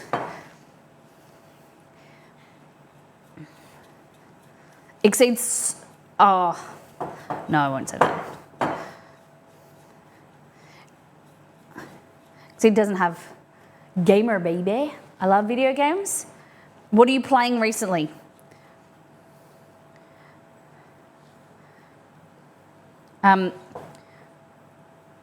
Exceed's playing a bit of WoW. I am not into anything. Not super gamer. Mr. B is though.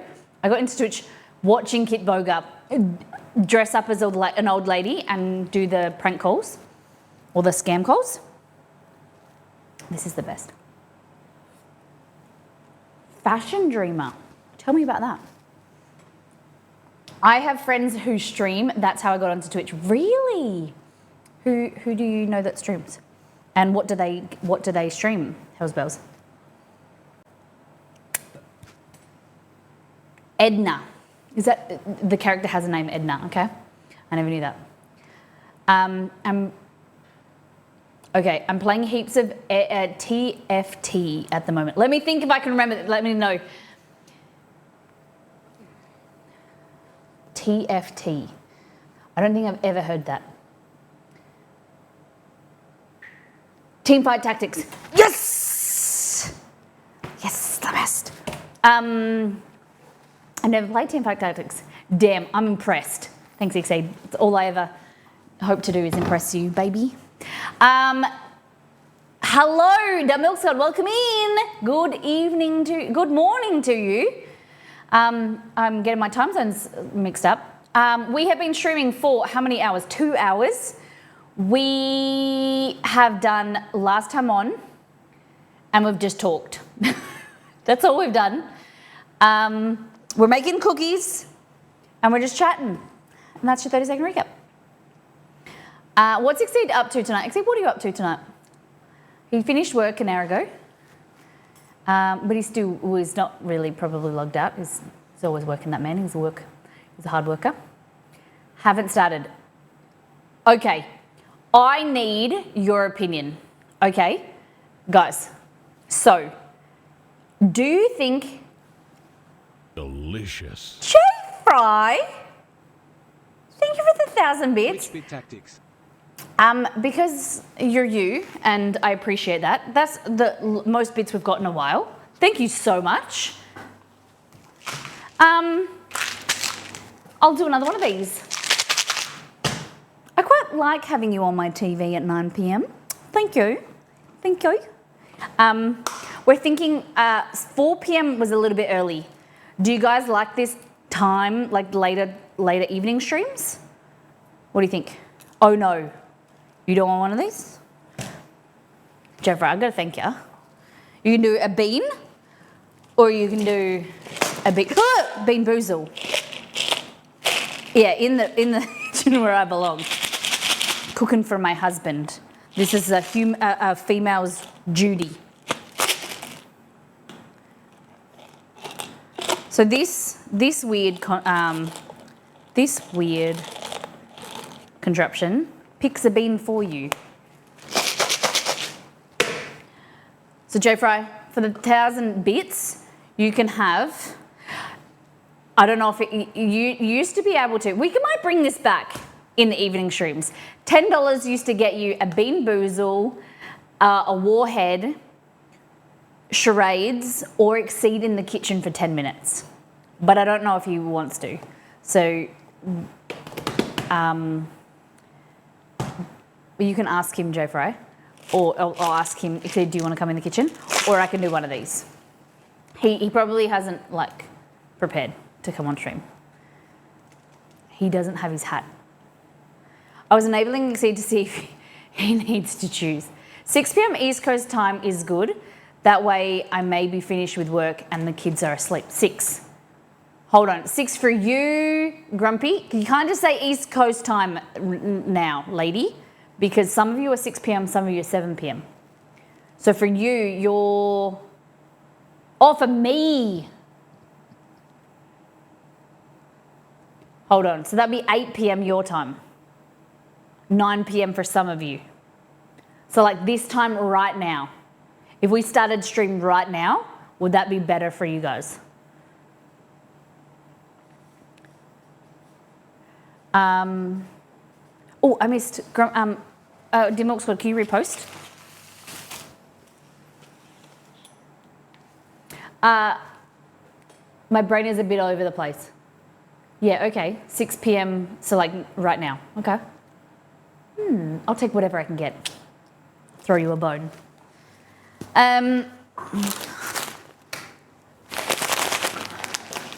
So back to Exceed. Exceed was talking about Christmas shopping. Okay. I want your opinion on something, adulty, okay? Do you think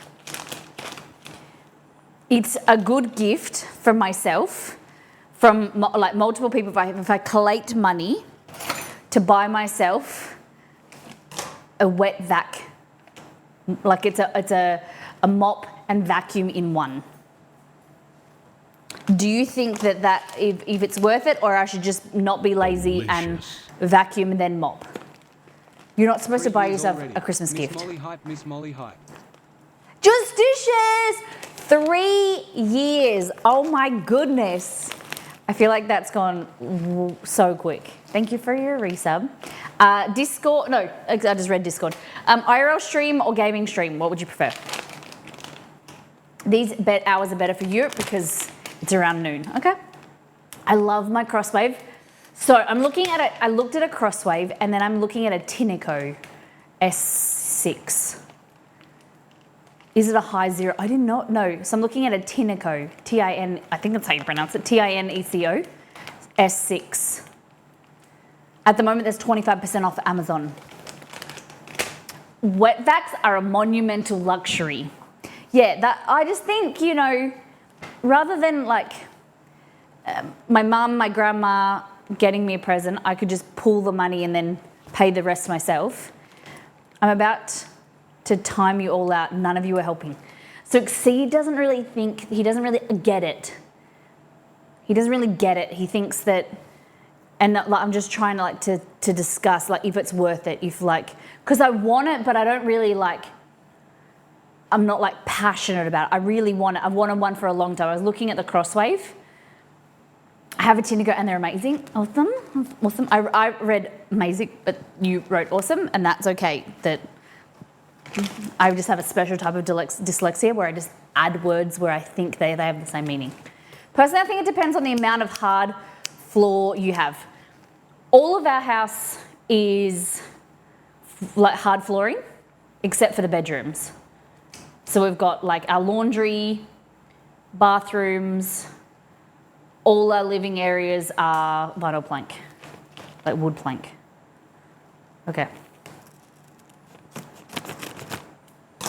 I hate vacuuming and then mopping, but I feel like our floors are always really dirty. Wet vac is better than mop. See, the people are telling me I need it. I just don't mop. Yeah, neither do I. But the thing is ever since Chester's been unwell, we feed Chester. He doesn't really do mats or bowls. He likes to eat off the floor. And so I just think it would be cleaner to like have a mop. For me, it has a need for my chronic illness. Vacuuming and then mopping would just take too much out of it. Yeah, I get it. Good morning, Roselli. We're just going to crack open these. I don't know how much to use, so I think I'm going to do half the mixture, just chocolate, and then other, just do a little half-half. Buenos dias. Yeah, I like that. Sheila says, it sounds great. Anything that makes cleaning easier. Amen. Exceed, how do you feel? Could you use something like a Bizzle spot cleaner? But they're for carpet, aren't they? I want something that, like here, for instance, it's always, there's like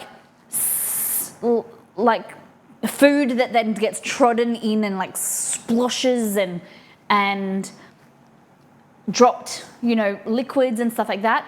So I vacuum and then I use one of those spray mops, but I never feel like it does a good job of like scrubbing. Can't do carpet, holds way too many germs and grossness. Yeah, but I'd like the Bizzle spot cleaner, but it's, I don't know. I have a Bizzle and it's great. I think you can get a floor attachment maybe. I buy myself a Christmas present every year. I think rather than, my mum hates Christmas because she hates, she always feels like she doesn't get the right thing for people. And I'm like, you just give me money and I'll buy something that I really want. Do you have any family you could borrow one from? Nope. The Crossover really changes the game for hairballs. I buy myself birthday and Christmas presents too.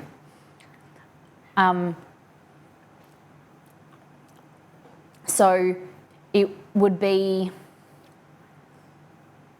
when you really, girl math, guys, this is, some of us call it girl math, some of it call it justification Molly. So if it was $8.99, it came down to $650. So if my grandma gives me $200, my mum gives me $200 for Christmas, then it's only $250 that I have to pay. So it's basically like so cheap. Yeah, but Nita would buy a gift for herself because it's Friday. See? Oh man, that's early girl math. That's good girl math. Exceed calls it justification Molly. or justification lola. He reckons I can justify anything. But it's not. Go get it. Exceed. I'm telling you. It's not a want, it's a need. And it's not just for me, it's for the whole house. You love a clean house, Exceed. And I want to give you that. This is what our relationships come to. I want something, so I get chat to just justify it to Exceed. Now let me switch to Exceed's team. If nobody else in the family has one, are you prepared to loan it all to them? Oh no, my family won't. Like, no one would care. Nah.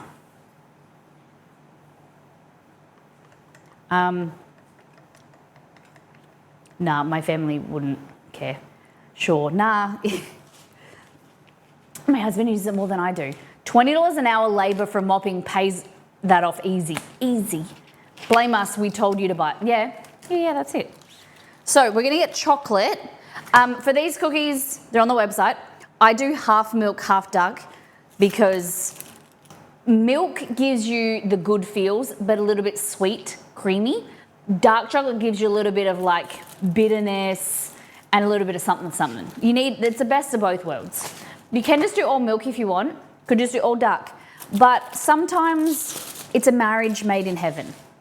You know, just use a bit of dark, a bit of sweet, and then a bit of milk. And I recommend not using choc chips for this recipe. You need puddles. It's so much better with puddles of, this is mint, lint, not mint. This is lint, and this is, I tried out the Belgian chocolate from Woolworths or Coles, I think Woolies. It's not too bad. It's cheaper. Should Molly buy the $600 mop? No, it's not $600, it's $247. What do you think, chat? You can say no. I don't even know who votes.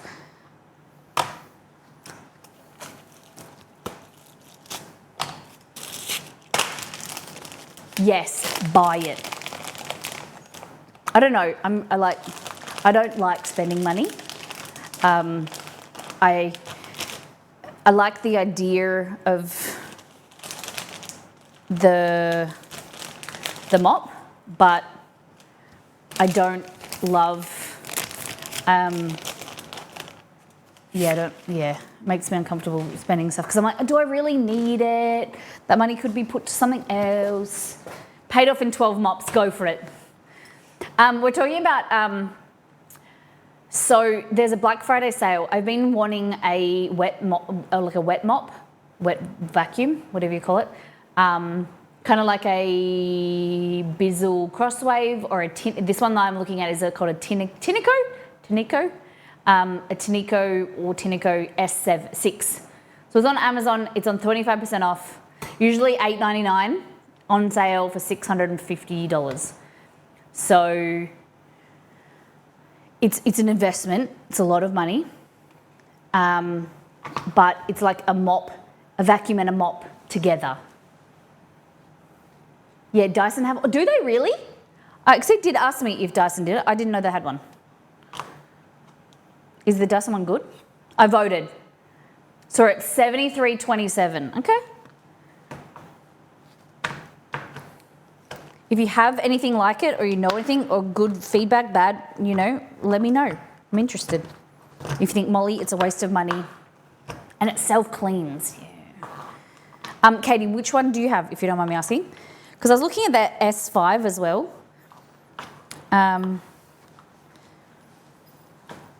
I thought that if they're the same price, maybe the X6 is better? I don't know. Self-clean drool. Okay, so that's chocolate. I love anything that cleans itself.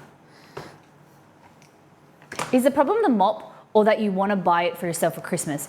It's possible you're treading on the toes of Exceed that was already planning to get you. No.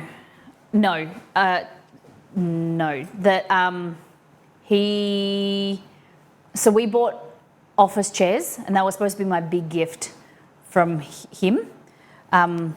we bought ourselves office chairs each. No, she says confidently. I don't know. I don't think he was thinking of giving, because he didn't know anything about it. He's just doing research now.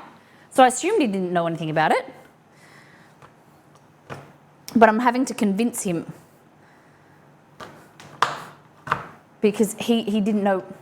Who got Herman Miller? No, we bought Ergo something. Ergo Tune chairs. So they're supposed to be we did like research. You got the S5. Katie, did you love it? Anything you can tell me, honestly, your feedback, your opinion. Oh, I bought something like that on Amazon Prime Days. It's still in the box. What do you mean, a vacuum? Roselli?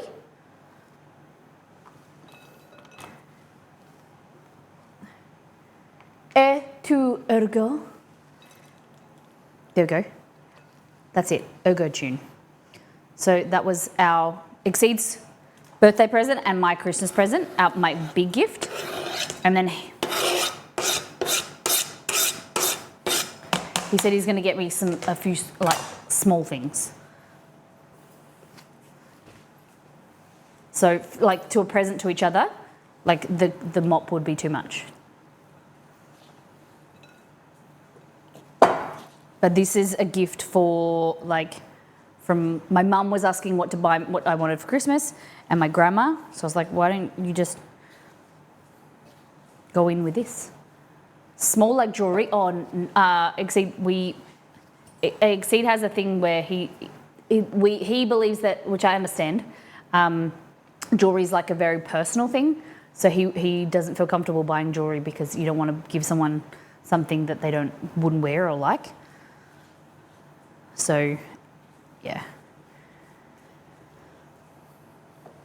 I'm not a big jewelry person. I would like to get like some simple ring or like a necklace, but I'm not a person that wears a lot of jewelry, especially because I cook all the time.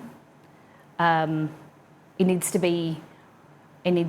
I wash my hands and like I'd leave it on, kind of like this is my graduation present from my mum and dad.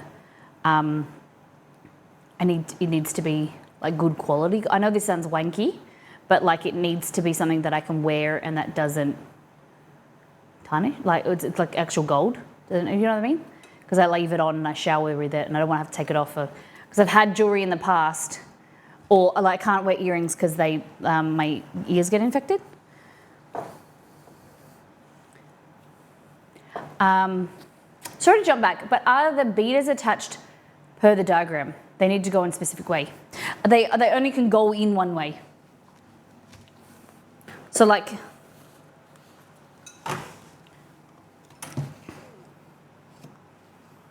see, they only can go in one way. Let me collect them. Where are them? And now I've lost them. They've run away.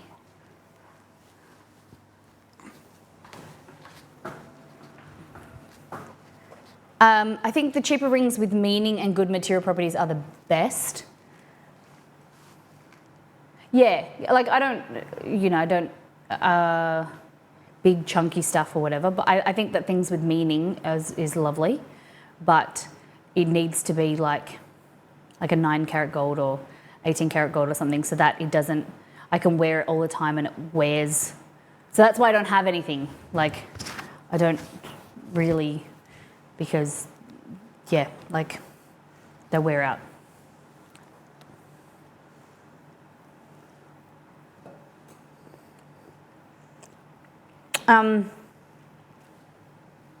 I honestly don't know where the beaders are gone.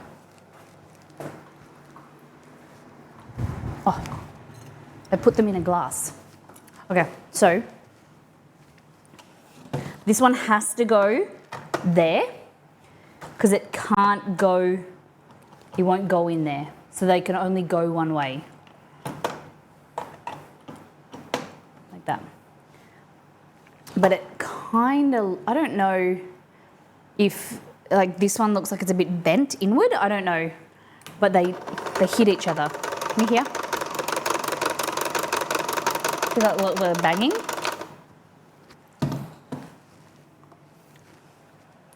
I don't know. But it just started happening.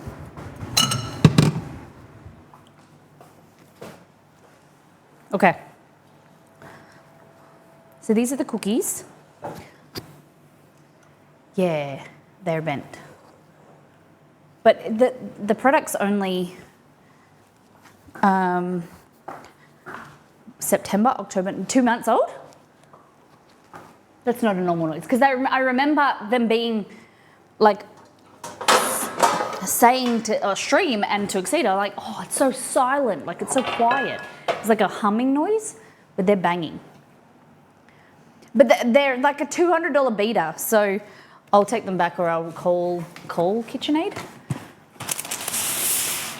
Because that shouldn't happen.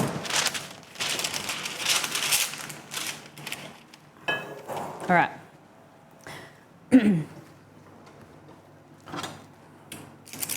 We might do small cookies. No warranty. There should be I think there's 1 year warranty. But I was trying to get your opinion of like, to figure out, is it just a me sound? Can I like, do the beaters need to be on a specific side? That's what we were saying before. They only go in one way. Like one of them has a notch and it only goes onto the left side. You can't screw it up. Okay. A good thinking 99. So what we want to do here is we want to get our cookie dough, pop it in the freezer. If you're not ready to bake it now, freeze the cookie dough balls, then put them in a Ziploc bag. Whenever you feel like cookies, you know, one day, maybe you know, it's that time of the month, or maybe you're feeling a little bit hangry, get 2 or 3 of them, pop them on a tray, straight into the oven. Bob's your uncle, fresh cookies.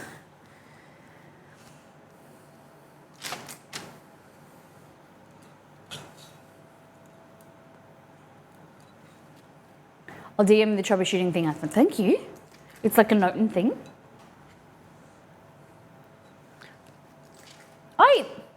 I can't believe that you've Googled that. I really appreciate that.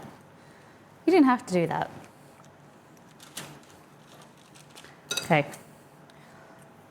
Oh, stop. Hold on. We'll do 6 plain and the other ones with toffee. Okay. Bob is actually my uncle, so saying that always throws me off. You're like, Bob is my uncle. Okay, so these are Heath. They're called English toffee bits. English toffee bits, Heath bits. They smell like peanut butter, though. I don't think they have peanut, but it reminds me of peanut brittle. So they just look like this. Look at that. What is the trick to making lava cookies? Do you mean like you get a cookie and you break it in half and it's got like gooey in the middle? Is that what you mean? So excited for these. 11 p.m. I've got to be in bed by 10 on a school night, which is most nights.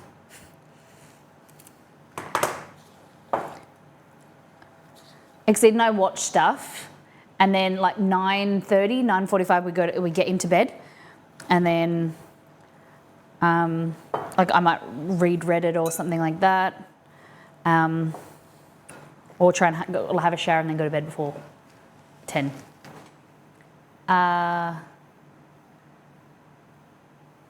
Different chocolate. All right. So now. You can't really see much of it. I don't know if you can taste it. Got a crunch to it. Are you tagging Mr. B in Instagram posts to win things all night too? What do you mean? That was one time. I don't know. You told me you don't check Exceed. You told me that you don't check Instagram. I tagged you in one thing, which was a Christmas tree. You could win a Christmas tree. Some partners don't even tag their husbands in things. I want to, like, I've never won anything, so I always like try to, a lot of the time I can't be bothered, but there was this competition to win a Christmas tree or a voucher for a Christmas tree. There's this company called, I think it's Balsam Hill or, yes, that's true. I did win a bottle of gin and gin glasses. That was like 10 years ago. But yes, you are true, incorrect. I lied. I won something once. Yeah, so then I tagged in a competition last night. I tagged Exceed in one of those Instagram things, and it's like tag your friends. So I tagged him.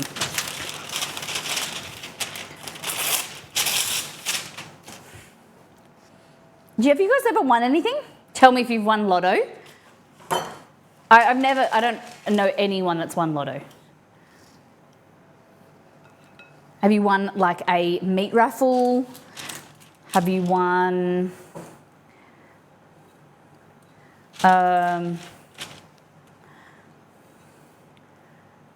any competition?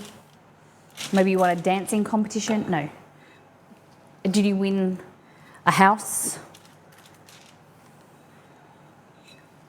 Balsam trees are amazing. Yeah, I thought they looked pretty good. Didn't Nito win a big merch pack? She did.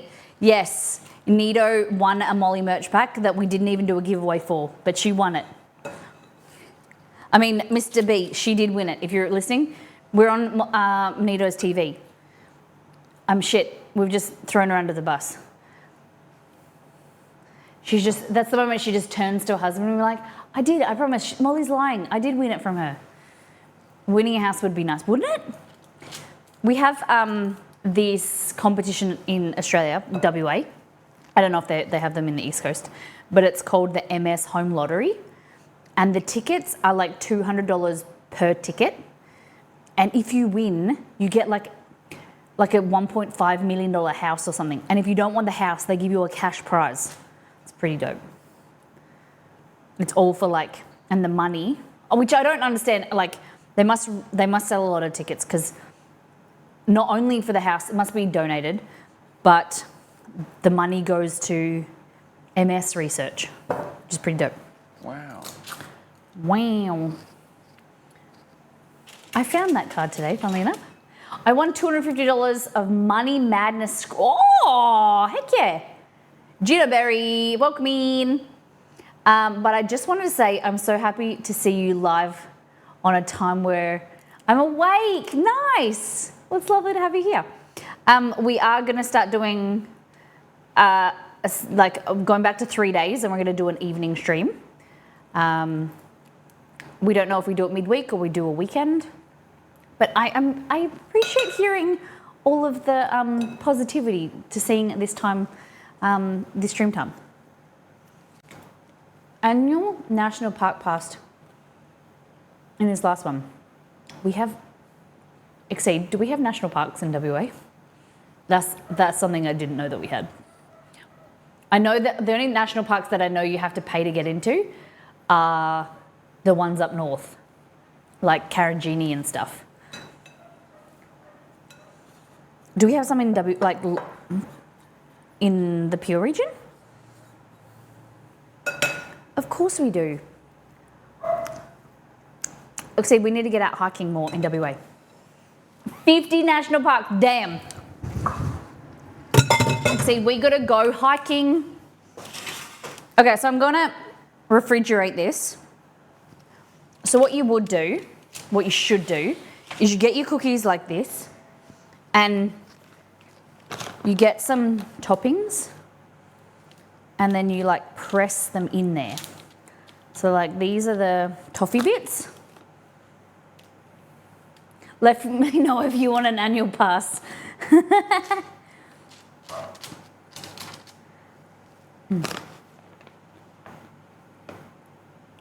No worries. Oh, we were saying, Gina Berry was, I'll let you know in a minute.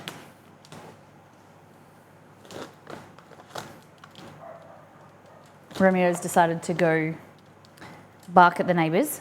The neighbours next door, the kids have a pool, and in the afternoons in summer, they splash and Romeo barks at them. He like looks forward to it every day, I think. So the hotter it gets, the longer they're out there, the more we need to lock Romeo inside. It's like 3 o'clock, he gets really excited to bark.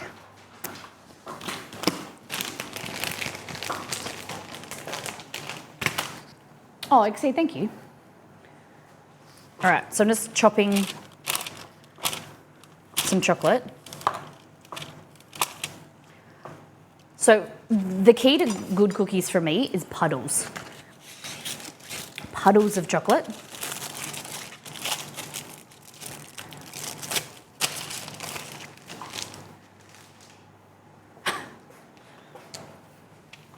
He just got picked up and brought inside. I've got a blowy in the kitchen. We've got a lot of blowies. Hello, were you outside? We have a fly issue in summer that we cannot understand where they get into our house. Last summer, we got packing tape and we taped around our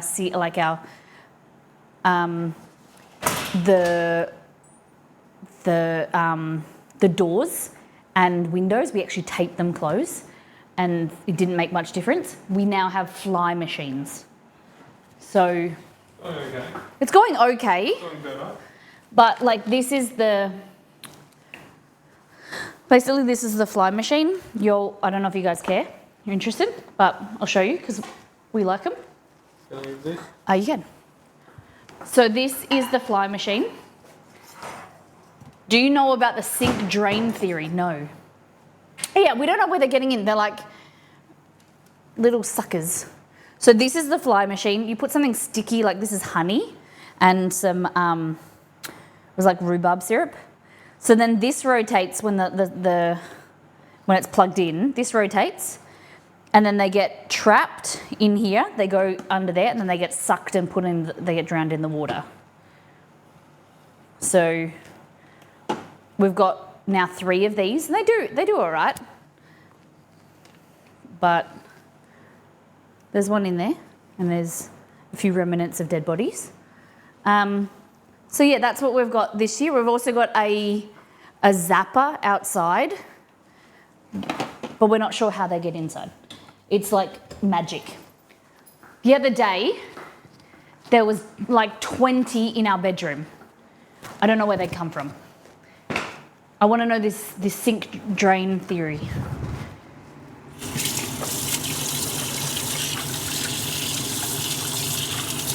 And they're not like small house flies, they're like big chunk and fat flies as well. Do you have holes in your fly screens? The windows have been closed. Like we keep our windows closed. We got new fly screen doors installed at the beginning of the year. They're WA size flies. Yeah, they're freaking big. I don't know if it's the big ones. I don't know. I'm on the COS website. How does the bidet relate to flies? I have a COS because we get a bunch of mozzies due to living near wetlands. Except the quash is a quash. You looked at a bidet, hey? What is a quash? The dogs, we got gifted, I think was it Piece One? Gave me the electric tennis racket, and that does work really well. It electrifies the flies, but the dogs don't like the zapping noise. It like really sets them off. Oh, Quas is the brand of my shower head. Okay. So what you want to do is you want to get some chocolate and you just want to poke it on there or like press it into the dough balls. Like that. You don't want to press them down too much. You want to, because then the flatter they are, the more they'll spread. This is the key. The key to puddles of chocolate on the top.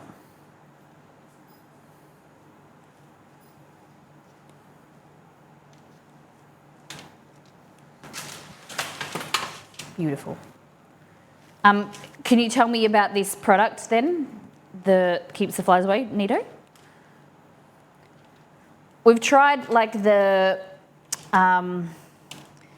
traps outside where it's like sugar water and they get trapped in the water outside, and they seem to work, but unless you make the detergent stuff yourself, the pre-made packet that you mix with water is quite expensive.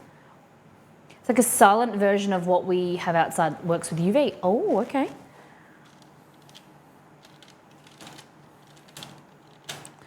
All right.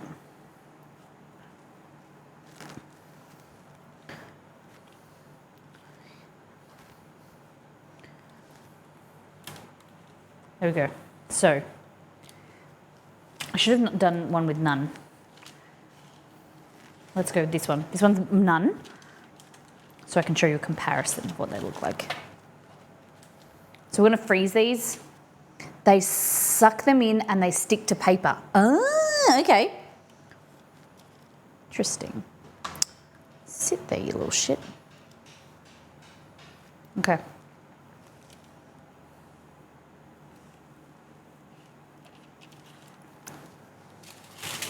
There we go, cookies. So we're gonna freeze them for like 10 minutes to solidify the butter, and then it will prevent them from spreading as much. If I put them in now, they'll just like, because it's all soft, they'll just spread into like a big puddle.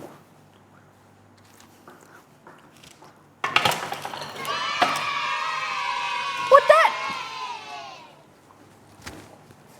Hey!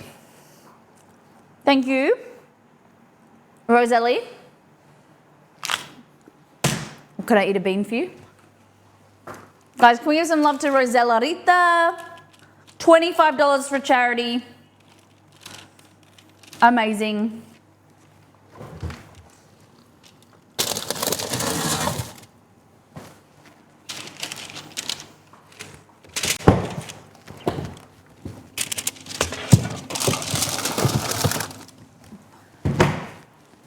Okay. Have you had a bean yet? I had one. It's got a different flavor. I was saying that they smell. It smells really nice. It reminds me, it's kind of like amaretto, like tropical. It smells really good. Kind of, yeah, they're interesting. They're actually quite pleasant at the beginning, and then they become not so pleasant. It's a little bit spicy. I don't know, last time I had yellow, so let's go red. Oh, I don't know about black. Black always scares me with jelly beans because I don't like licorice flavour, but I'm gonna go red, okay? Roselli, thank you for the $25. Oh, tastes like cherry.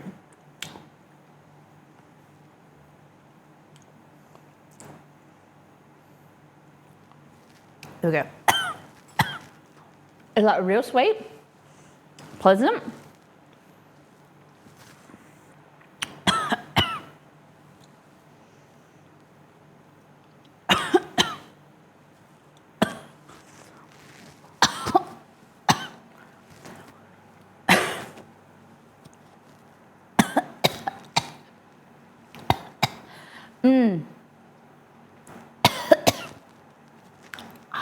Well, that was a little bit spicy the last time. Maybe I put my tongue a bit too close to it.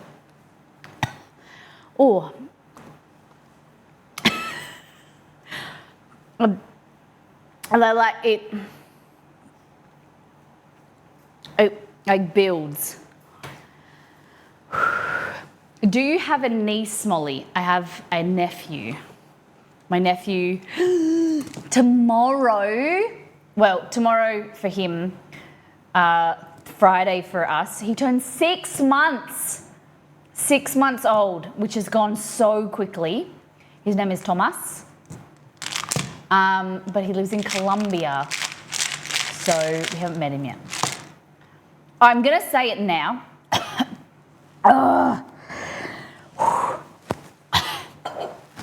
That's why you don't like anise.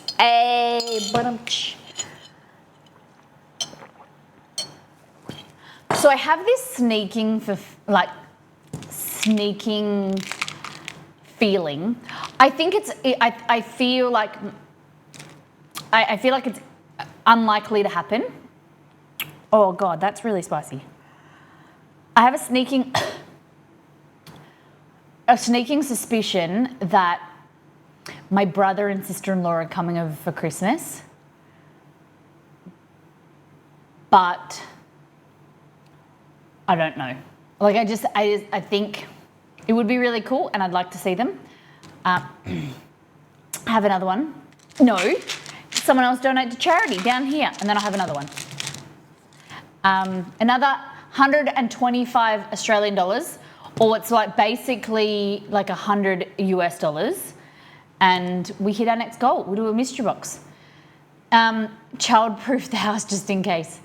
Yeah, I think because my grandparents are getting old, I don't know. I don't think they can afford to. Like it's expensive, and flying with a 6-month-old. But my sister-in-law said something about needing a cot to travel the other day, and I don't know if my grandma would help. My grandma help them come over. I don't know, but I just have this sneaky. So I just want to say it now. I just want to say it out loud, and then if it comes true, I'll be like, I knew it. I don't really think it's going to happen, but I'd like it to. Would they just show up or at least tell you? I don't think so. I think that would be a surprise. I think if anyone knew, it would be my mum and my grandma, and they would do it to then surprise everyone on Christmas Day or something like that. They would organise a big surprise. My family can't really keep surprises, but my mum, I've said to my mum, oh, like it would be cool if they come over. She's like, oh, they can't afford to, blah, blah, blah. They just signed a new lease on their house and whatever. But I don't know. My mum's that type of person, is that she'll try and throw things in the mix to try and confuse you. Hey, I gave you $60, lady. You did. You did give.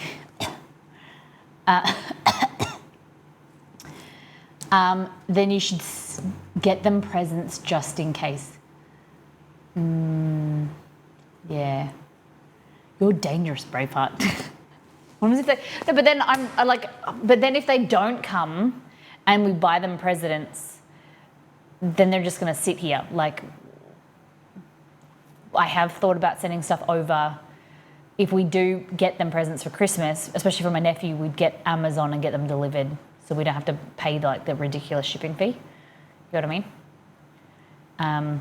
But I went into Kmart on the weekend, and there's so many cool things that I'd like to buy him, but I don't know when I'm going to see him. I don't know if I'm going to meet him. Get the vac mop, and if they don't come, you can keep it. That's a good idea. Kelly, Cody, I bought you a vacuum cleaner, but you can't take it on the plane, so I'll look after it. I'll keep it for you. Yeah. You can beckon them to come with expensive presents. Yeah, I don't know.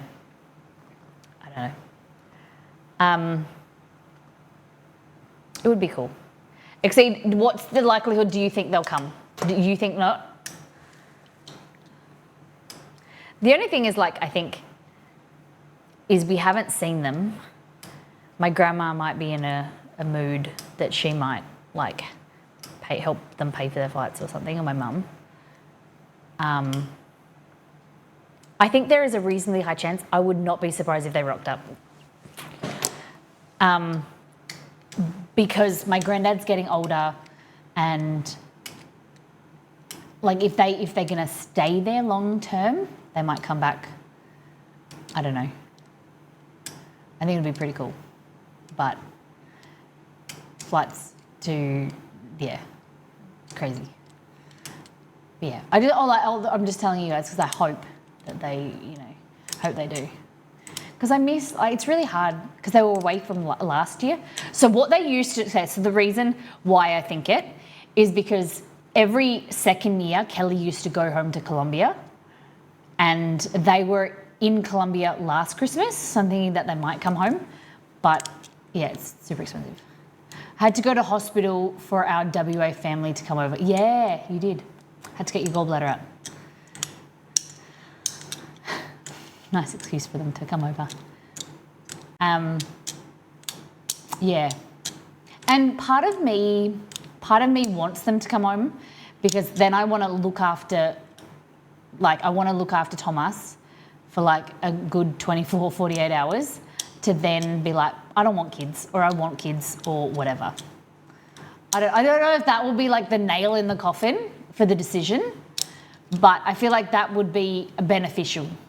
How long has your brother lived in Colombia? They moved there a year and a half ago. So Kelly came to finish university and get a job in mining.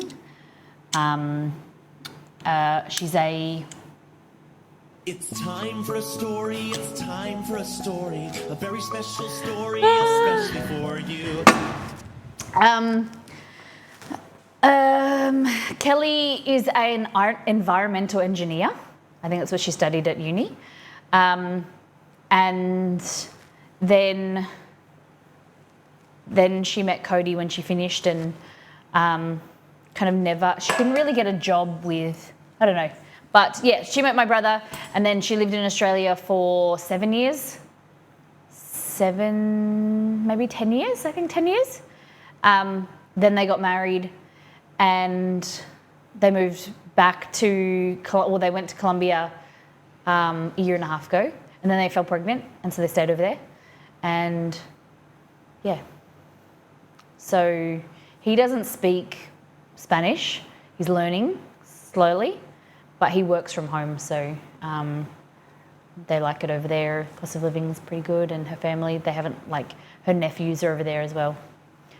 So it's pretty cool. Nothing will prepare you for kids.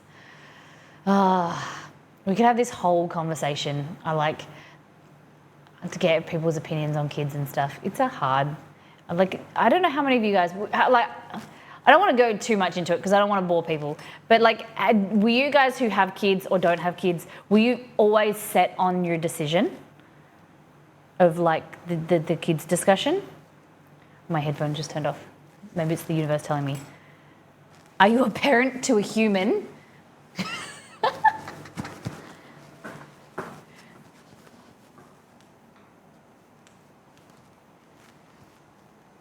Did you always know that you were going to be a parent or that you didn't want kids?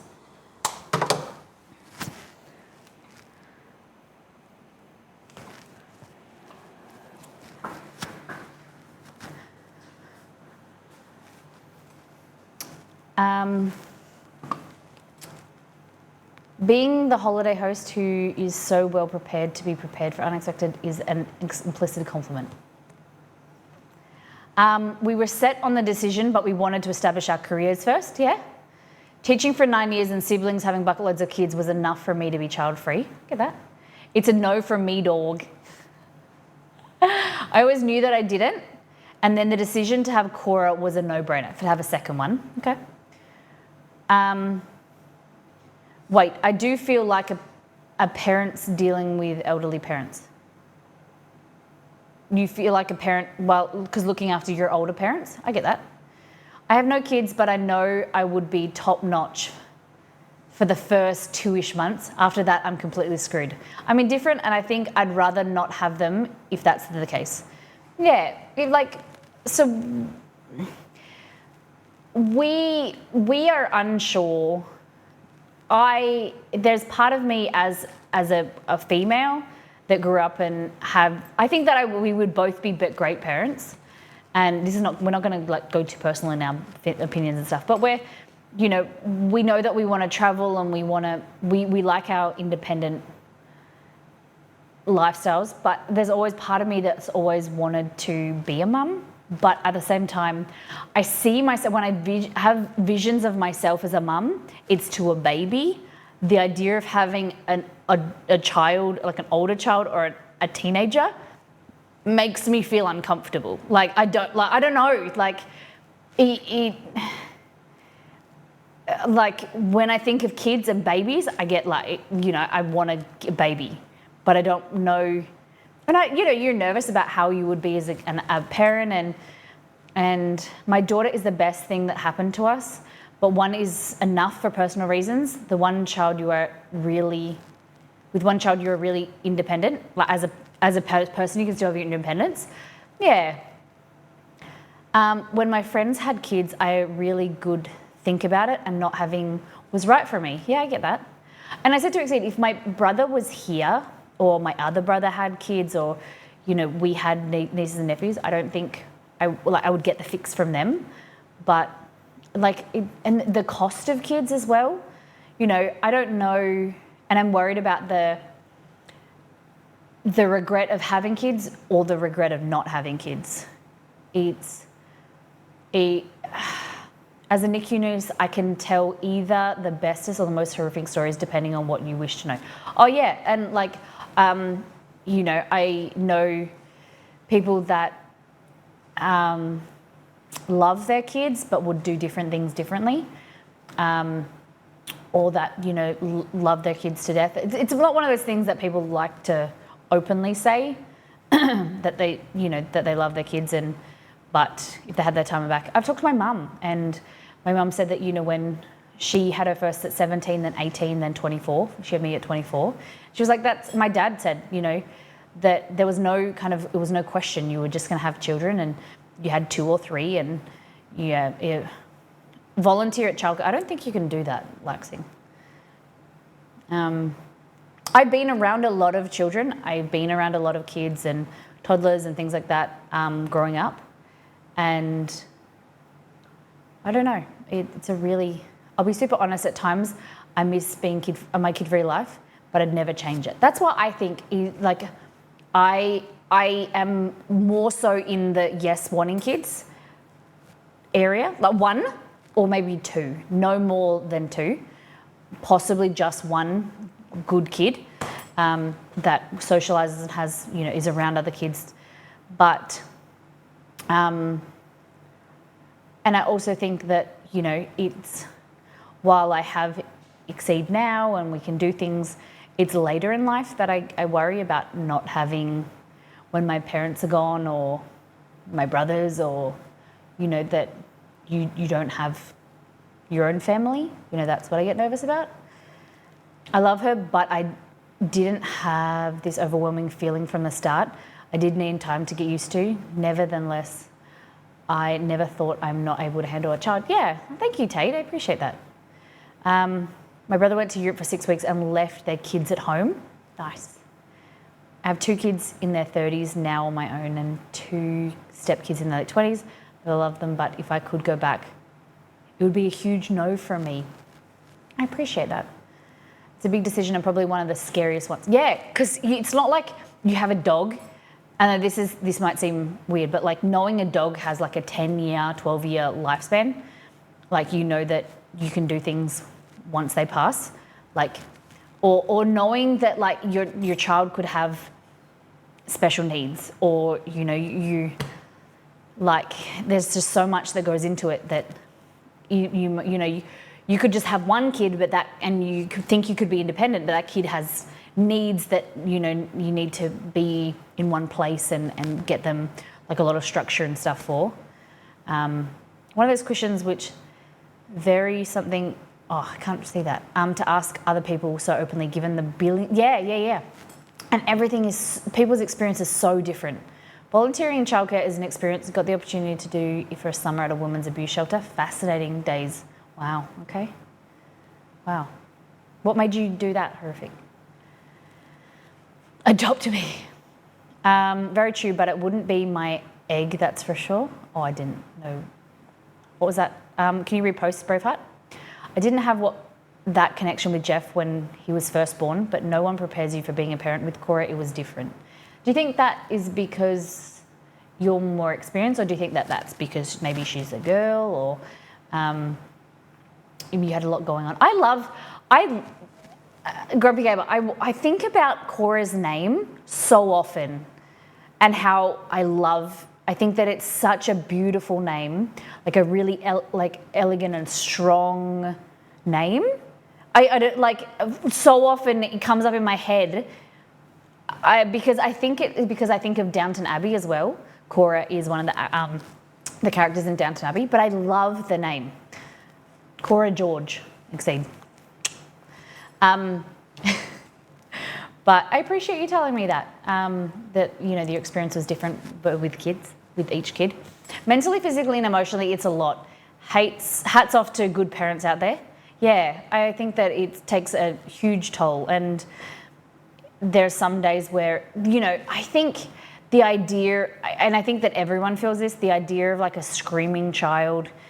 My dad has told me, he said it's different when it's your own. Like if you go to the supermarket or the mall or whatever and there's screaming kids, or, you know, you cringe. My dad said that like it's different when it's your own kid. Like you love them and you feel differently, and you don't, I don't know. I think it's a mix of both. Jeff was a COVID baby. Yeah, I get that. Really struggled. I saw, oh no, you guys are chatting too quickly. I'm just trying to catch up. I vote for Katara. Braveheart asked if anyone afraid of an ex suddenly showing up with a child. And I said no, because I'm a female in the relationship. Yeah. Mike initially wanted Kara, as it's a strong name, but Cora really resonated with me. I like it. This sounds like a scheduling tool. Katara. Cora is a beautiful name. It is different. I'm scared of raising an asshole, or like raising like a daughter or a kid that hates you. You know what I mean? I don't know, but there's so many good things to being a parent as well. It's like like we just said, it's like one of those things that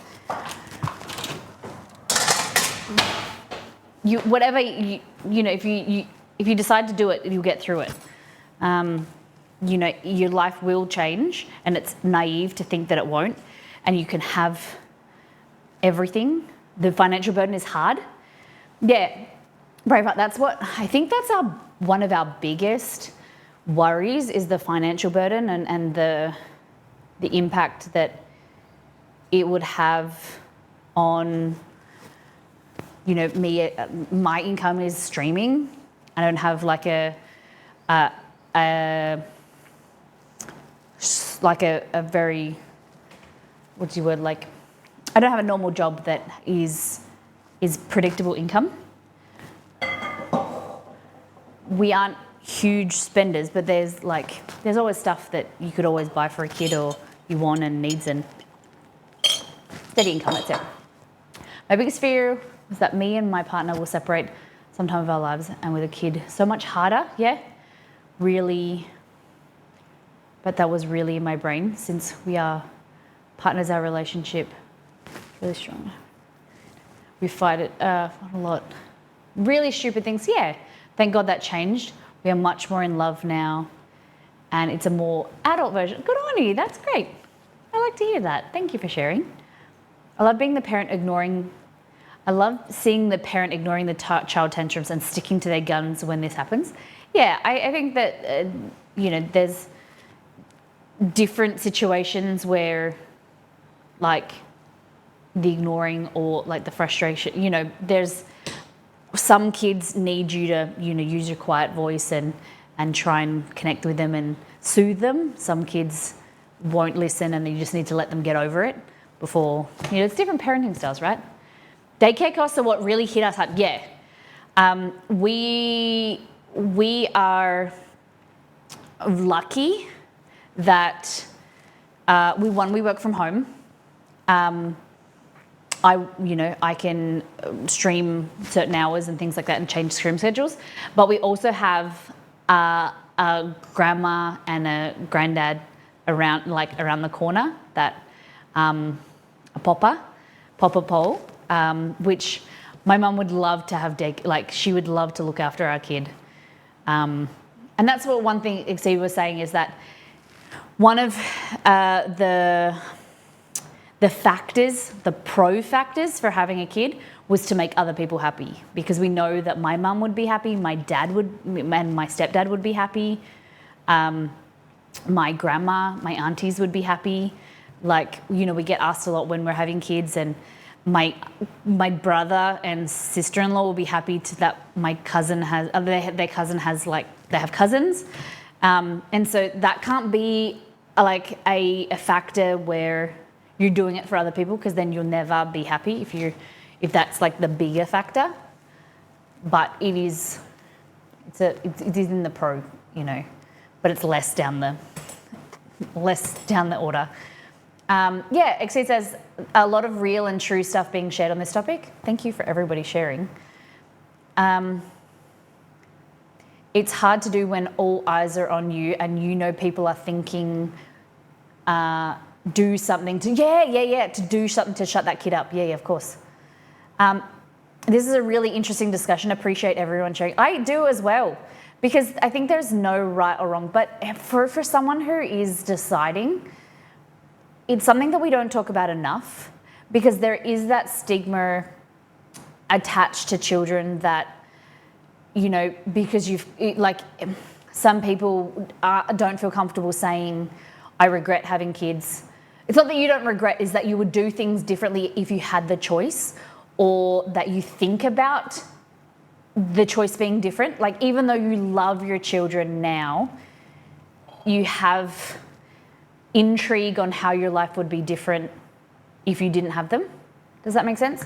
And there's a lot of stigma attached. Like, you can't say that because that means you don't love your children. It doesn't mean, and I don't take it as that. I think that you know, there's that possibility. You know what I mean? And for us, that's interesting. So can you scroll up, please? The only issue is when you're a random bystander, when the parents let them tantrum in a place. Yeah, I think sometimes it is impossible. I remember my cousins having a meltdown in a place, and my auntie was like trying to get them into the trolley to then like take them outside, and it made it worse. And so sometimes with big emotions, you need to just let the kid have their moment and let them like release that emotion. And at the end of the day, fuck everybody else. It is uncomfortable, but that parent is unable to control a child that's having big emotions, and they want, like, everyone wants them to shut up, but you just got to send them love, because it's a stressful situation that parent's under. And you just, like, I've seen posts of people in like Costco groups and stuff, you know, that a kid was having a meltdown, and all the lady did was like walked over, put her hand on her shoulder and said, Mum, you're doing a really good job. And that, in that moment, I assume parents in chat, if that's ever happened to you, if someone come up to you and just said like, you're doing a great job, when you're like, everybody's looking at you and you're having a hard time, that would probably be really nice. That would be really, you know, feeling like you're not alone in that moment. But it can be annoying. We all know that kids screaming is going to be annoying. Molly, you guys just need to open a poll before deciding to have a kid. We are happy to decide on your behalf. Exceed. Do a poll. Should Molly and Exceed have kids? Yes or no? It would be good content. And then just have a baby just shushing as I cook over the stove. We only did it for ourselves, no one else. I think that's so important. Yeah. No cookie timer. I can just watch them. You'll know when you're ready if you're not. And in this day and age, if you're unsure, you can always freeze your eggs. Yeah, I do understand that, but it's expensive, right, to freeze your eggs. You know, I'm 31, and it does make me fearful. That makes me nervous that we need to decide sooner than later. Because, you know, there's a test that you can do for your egg count and things like that. And I think mine's on the lower side. But yeah, I don't even know if we can have kids. You know, it's all well and good to say, yes, I want kids or whatever, but it doesn't mean that you're actually going to be able to fall pregnant. For sure, everyone else sticks their nose into your business. When you have kids, other when you have kids, other always think that they know better. There, everybody's different. And opinions and people giving advice, when people give advice, you just have to take it with the intent that it's given and kind of be like, you know, they're not trying to be nosy. There's this saying that's like, don't attribute malice to something that could be, there's a quote that's like, don't assume that something is, people are going to give advice that is nasty when it just could be that someone is dumb or that they don't have the you know, that they just didn't come out the right way or whatever. Like, don't attribute something to them being nasty when it could be attributed to ignorance or whatever. There's a quote that I'll find, but I heard it the other day and I thought it was pretty bang on. For sure. Are Gen Z still getting the same pressure as we did? I think there's still pressure from friends and family. 50-50. I love that it was. I love this. I appreciate you guys. 50-50, yeah, nah. It's all a bit of fun. We don't take it too seriously. We let Jeff have his emotions. If he wants to yell and scream, we let him do it within reason. Once he is calmed down, then we can reason with him. Yeah. And there's no point getting angry and frustrated. Kid doesn't understand it. Especially, we know as adults, when you're having like an emotional time and someone tells you, calm down, like that's going to set you off. Like you're not in the right headspace to think and express yourself. It's same with kids. They're just trying to feel their way through it. And big emotions just needs time. And yeah. Oh yeah, people are so harsh in random internet videos. Crazy, right? See, scroll down. Baby wearing is the best. Yeah, all these things that are like, you know, because as studied like maternity and like I've got friends and that have kids and like I'm very interested in babies and their development and things. Like it's always been an interest to me. If I had my time back again, I'd probably go into what just happened?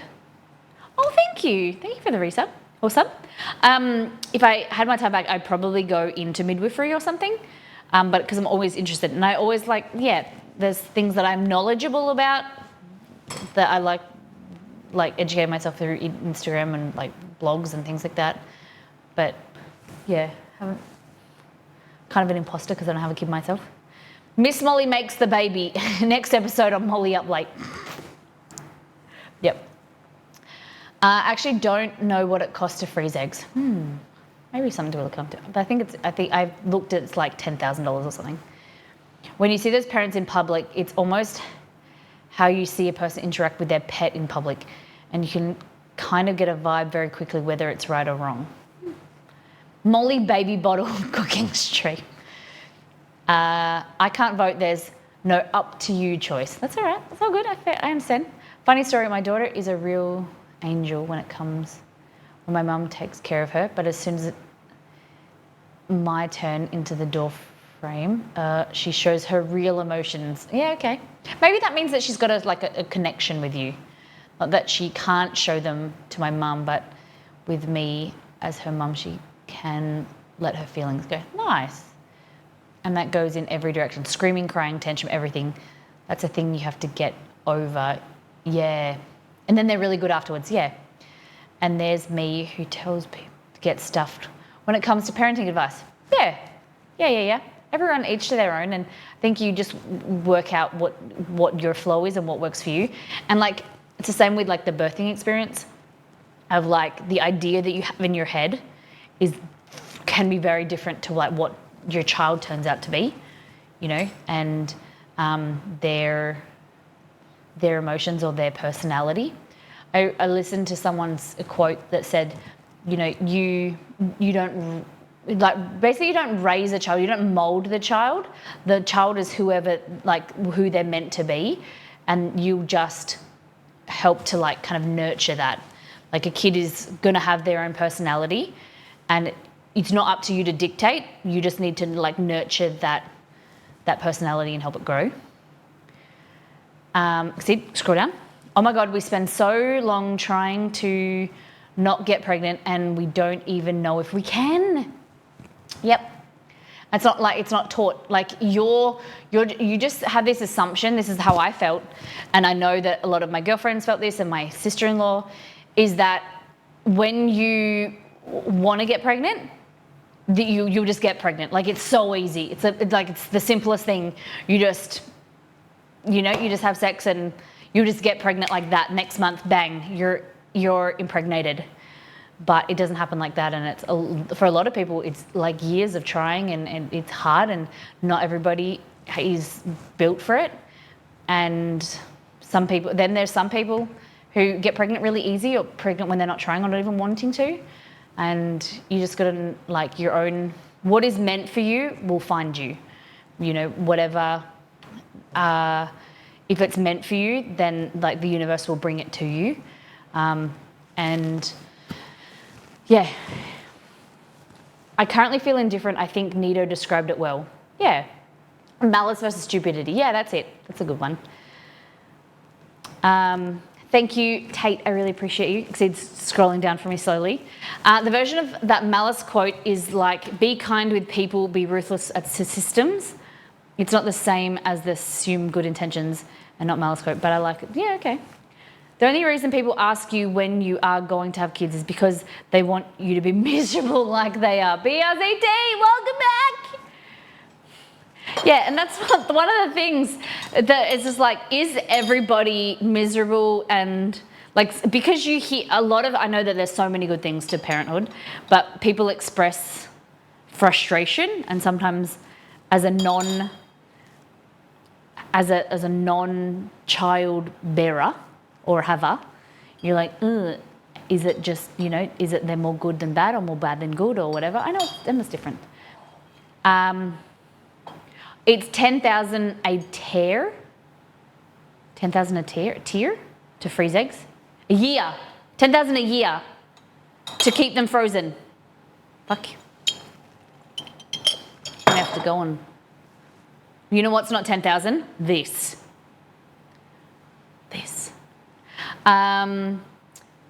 Things are so damn good. Cookies. They're nearly ready. All right. Takes a village.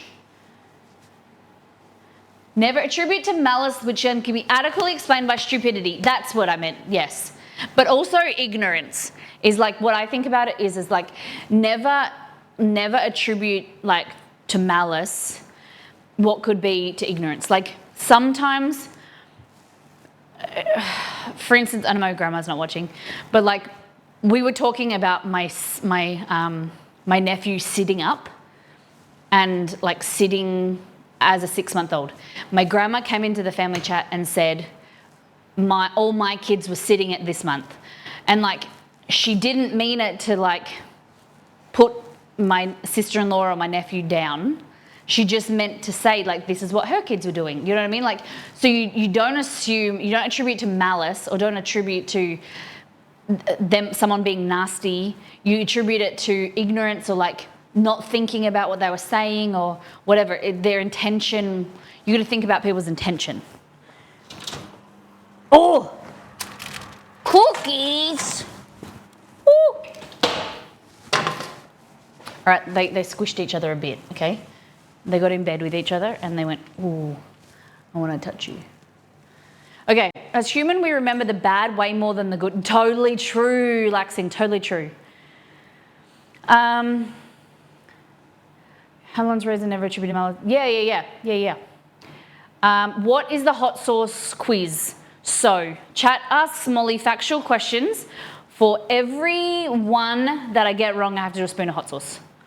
So if we get there, there'll be like a trivia, like a pub quiz, and it'll be like general knowledge. It has to be stuff that has it's objective data. Like it can't be like, oh, that kind of is right, whatever. We have hot sauces. We have like a whole set. So we'll probably do it in increasing spiciness. Possibly exceed.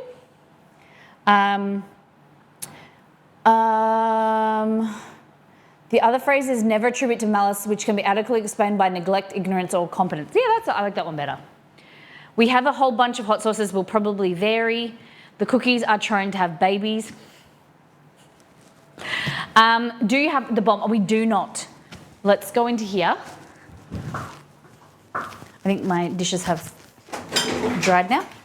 We do not have the bomb. We have, I think there's like 26 bottles of different hot sauces. So we've got in this straw, I don't know if these can be opened together. Yes, they can. Okay. We have Cholula, Melbourne Hot Sauce Company, Tomatillo and Jalapeno, Tabasco, Sriracha, this one is cherry chili. It's a very sweet heat. What else we got? I don't know if it's in there. Then here we have Carolina Reaper paste, Tabasco Chipotle. Chipotle. This one is unbranded. This is the Elder Scrolls hot sauce. This is like jalapeno. I think it's Scotch bonnet. Is very spicy. Really, really spicy. Taco Fuego. This is Pex pepper, chipotle and garlic. Shit the Bed, which is 12 out of 10 heat from Bunsters. Cully's Reaper. I like this one with Nashville hot chicken. The Last Dab, Redo. That's the one before the latest one. Habanero Mango. This one is one show only. I think this is habanero. Carolina Reaper Chili, Onion Garlic Molasses. Blair's Mega Death Sauce. Bullseye Louisiana Style Chipotle. Chipotle Barbecue. Chipotle Cayenne. One show only, Reconsider Baby. I think that's the one. This is Trinidad Scorpion Chocolate Moringa Chili. Honey. Coriander Green Chili. Turbocharged Extreme Habanero Paste. Pex Pepper, Tropical Revenge, Carolina Reaper and Tropical Fruit. Smoked Jalapeno. This one is Queen Majesty Red Habanero Black Coffee. Terrible. It's a very bad chili. This one is Tahoe Heat, Lake Tahoe sauce, Serrano peppers vinegar. Then we got Black Mamba 6, which is 6 million Scoville. And then last but not least, which we're never going to use on stream again, this is the Paralyzer capsaicin extract. It's 10 million Scoville. So the Black Mamba and the extract, 6 and 10 million Scoville, they're not going to be used. Terrible, terrible things happened last time. So yes, STB is okay. I'll pass on the bed one. You don't want to shit the bed? Why is the Serrano vinegar so far back in the cabinet? Oh, they're just all like moved around. All right, I'll put the other cookies in there if I can find them. So I might space them out a bit better this time. Got to bounce, need to stop past here more often. It's been a while. It has been a while. It's lovely to see you. We've been streaming in the mornings, but we're back. We're going to do one evening stream again a week. It's great to see you. Okay, so I might just go like that. Space. Jeez. Oh, shit. Fuck. Thank you very much. BRZT, thank you for the $100. Oh my God, we hit our goal! Hold on. That was 2 things. I just thought Exceed played the like celebration thing. Oh my goodness, let's have a look. Tiltify. Guys, mystery box, do you want to do it now? Exceed? Are you up to doing it now?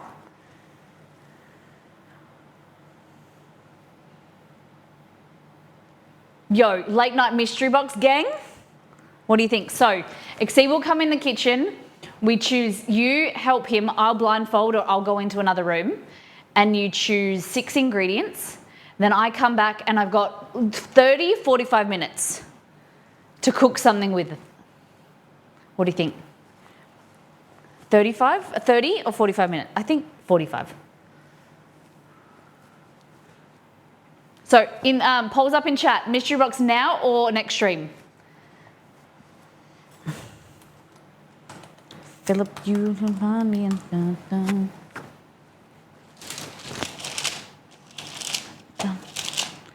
my son. It won't let me into the Tiltify. Here we go. Okay. Mollytopia fights cancer with Game On Cancer. All right, we're at 775 buckaroos. Thank you to Hell's Bells for $100 and BRZ to $100. That's amazing. So we had Anonymous with $10, Roselli with 25, BRZT with 100, and Hell's Bells with 100. You guys are bowler.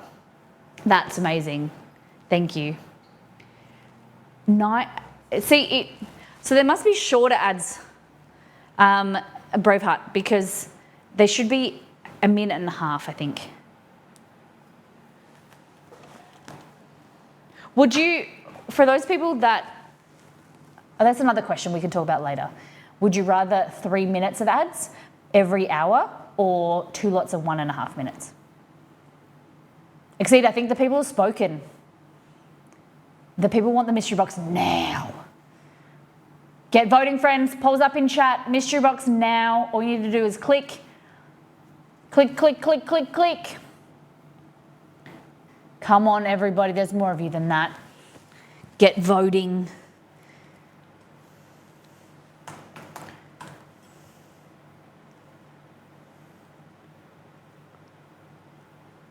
Clickety, clickety, click. 78% of people have voted. What?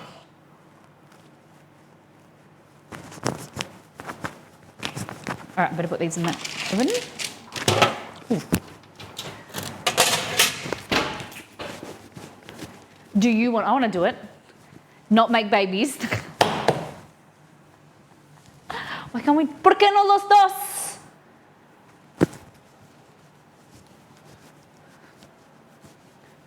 From a media buyer perspective, 1 minute and 30 seconds of ads is so much better for an ad engagement. That's what I think. That's why we did it every 30 minutes.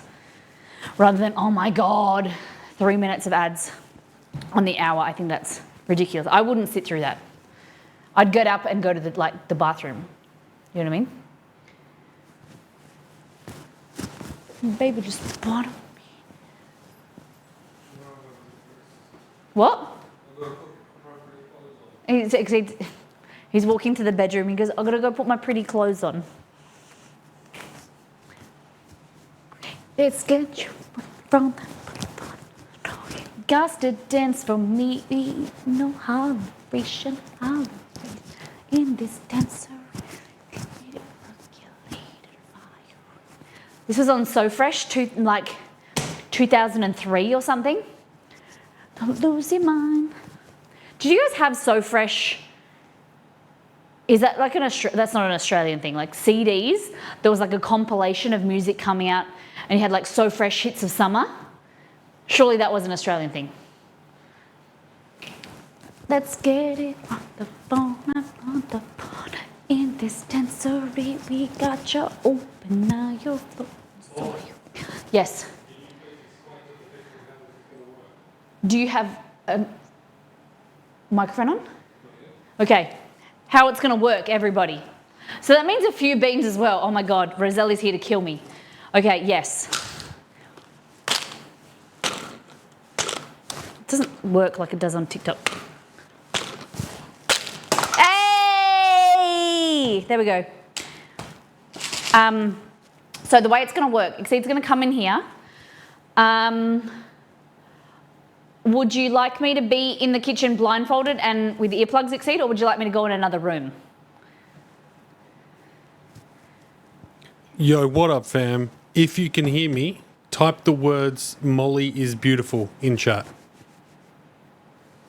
Hell should pick first ingredients since their donors pushed us over. I think that's true. Yep. Molly is beautiful.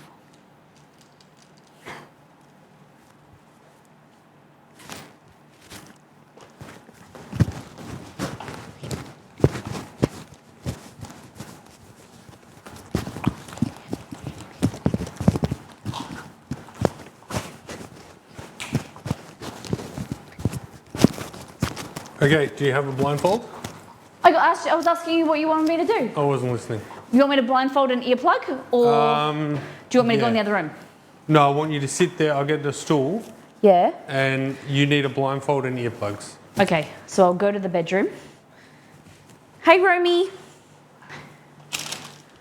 I think my oven's too hot. I don't know. Oh, you guys. Mop Shreddel. Is that how I say it? I noticed you're not doing the thing you said. Oh, yeah, but I wanted to show people the cookies. Whatever. Whatever. Now they're going to bring the dogs. And they're going to want food. Oh, our bedroom is hot. G'day, Cobber. How you going? What's cracking working? Hello, everybody. It's been a hot minute. How are you? I didn't think I'd be on stream tonight, but here we are. You made it happen. Thank you for supporting Game on Cancer. Thank you for hitting, we're at 775 by the looks of it now. Yeah. Really appreciate it. Our next one's thank you. 1,000, and that's the hot sauce, isn't it? I don't know. What's the 1,000 one? Bob Ross painting stream. You want to see Molly Ross, come into the stream and do a painting? Okay, so the way this is going to work, ladies and gentlemen, Oh. this is a chat-driven... That's not food, that's an earplug. This is a chat-driven mystery box, okay? You're gonna, once Molly is blindfolded and ear-plugged, you are going to suggest ingredients to me, and together we're gonna come up with like 5 or 6 ingredients that Molly then has to turn into dishes on this stream. Okay, so I am the conduit for you to choose ingredients. Can we just talk for 5 minutes? Why? Because the cookie's in the oven. What do you want to talk about? I don't know. Okay, now everything I just said, put on hold for 5 minutes. Romy, why are you How many growling? dishes do you have to make? It doesn't, at least two dishes with all the ingredients. And I is can't there just put them all into one. Is there a time limit? I want to say 35 minutes. What colour haven't you had yet? I've only had orange and red. So we'll do one each. I've already had red. Oh, Give me green. Or a white, okay. and I'll have black, because black means licorice, and I like licorice. So what's the donation for the baby making stream? Bruh, that's TOS. Cheers. I was going to say that's what's the word? Self-harm. That was, don't know where that came from. Cheers. Cheers. Thank you to everyone that supported our Romy, cancer I'm fundraiser. getting really excited. I'm really excited. Arr. What are these just supposed to be hot? They're not supposed to be like a bad flavour? Mine tastes like milk. Stop! Easy. Easy. A little less easy. A little less easy. It's spicy, right? A little less easy. No, that wasn't too bad. That was all right. It was starting to kick up a bit. No, you have to get chewing. Yeah, I'm sure. It's all right.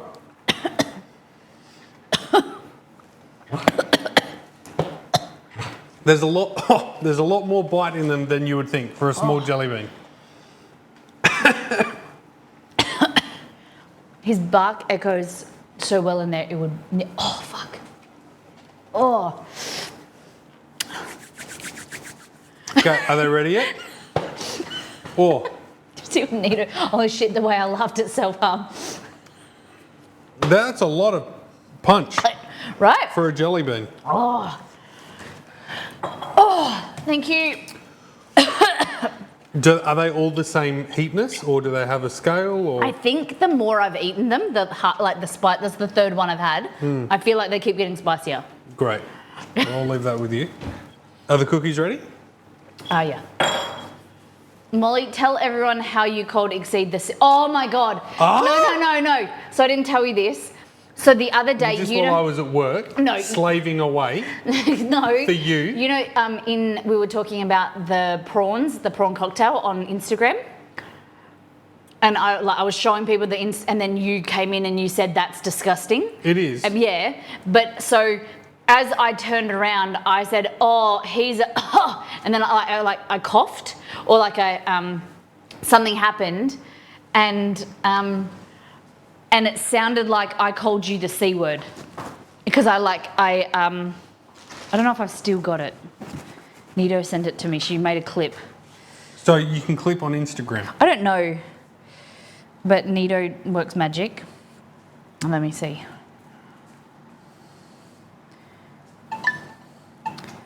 Nito burrito. Here we go. Look. She put it on her story. No. This cup, and this cup, and this cup. Oh! And this cup, and this cup. Oh my God! It does sound like it. Why did you do that? No, but then I went, and this guy. I was saying this guy, but it sounded like. This cup, and this cup, and this Oh my God, that sounds terrible. Yeah. Excellent editing skills, Look, Nito. This is what. Feature this story on your profile. Okay, play it. I'm just filming this and taking a photo of this, and this cup says See? in the background. I get I said this guy, and it come out like. Yeah. Done. So. The new ringtone for Exceed. All right, pop quiz for everyone in chat. This is some old Molly lore. What is Molly's ringtone on her phone? Not just for me, for everyone. What is her ringtone? I get when it goes off in public and there's young people around, I feel like cool when it goes I off. should give you a hint. And what it goes is. off because people look at me and they smile.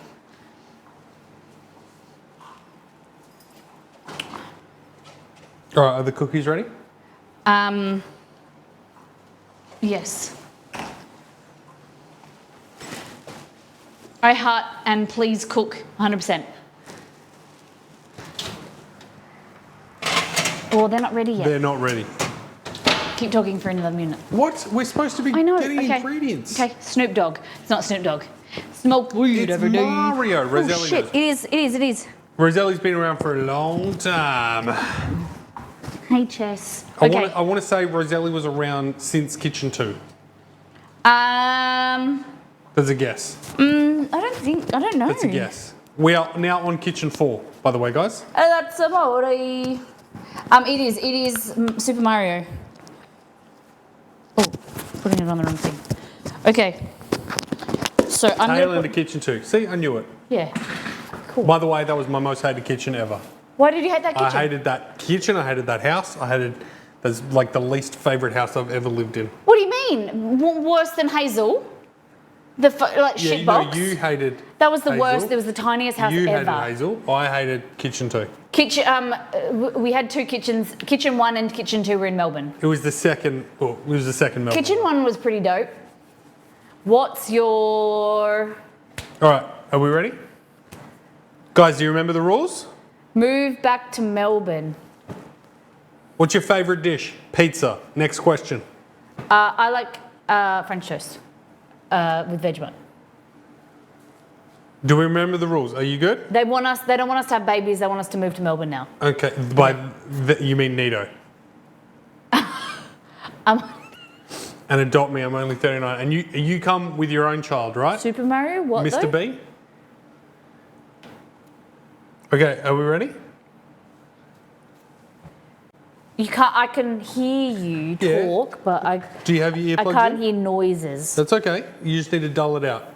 Okay. So you got your earplugs in? Yeah. Do you want me to put my ear? No, it's fine. No. Okay. Are we good? Yep. You can't be doing this when we start. Okay, I'm what done. Are So you why okay? do I have to sit here? Okay, ladies and gentlemen. All right, first rule is make sure she doesn't cheat. Tell me if she peeks, because it's not fair. I don't cheat. Ladies and gentlemen, throw some ingredients at me, work together to come up with some good combinations. This is the mystery box segment of the stream. I can tell you if we've got them. We can go take a look in the pantry. I can open up the fridge, freezer. I'm here for you. All right, Katie. I was about to say what Katie suggested. I'd rather have my headphones on as well.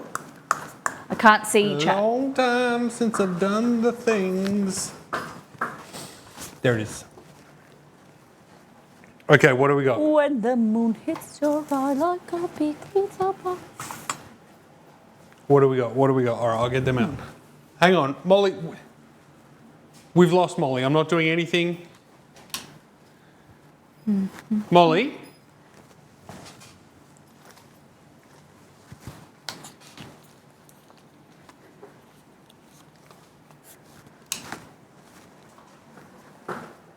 Huh? What are you looking at me like that for? You've paused the game. What do you mean? We're good? Let's continue. How many can we choose? Between everyone, we want to sort of end up with 5 or 6, depending on like if they're good, if we like them. So, let's take a look. I'm really dizzy. Let's take a look. Let's take a look.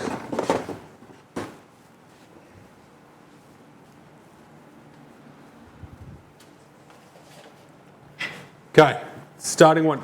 You may need to repeat your suggestions, guys, so I can see them. I've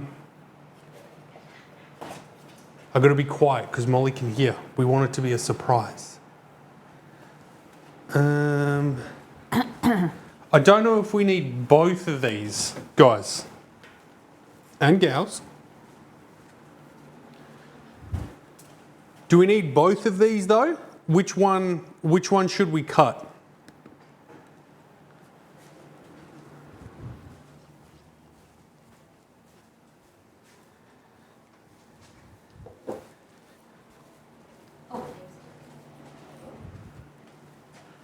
Is this good?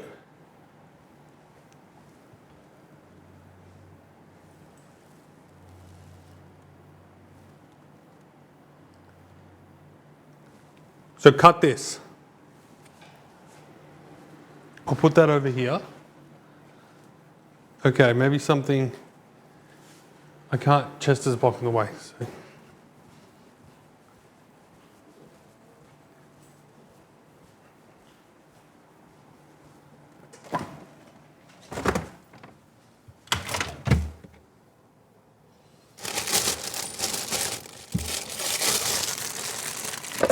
I don't know if we have any of what you suggested.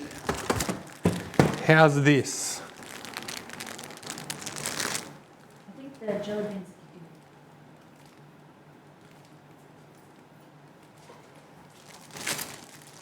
These are the 3 you've got so far. Speak up.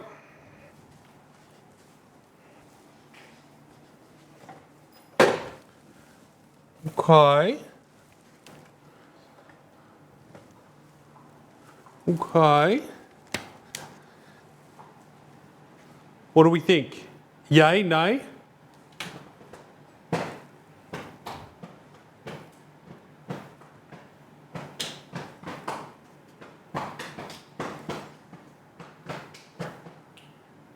Okay, that's a lot of yays. That one's staying. What else we got?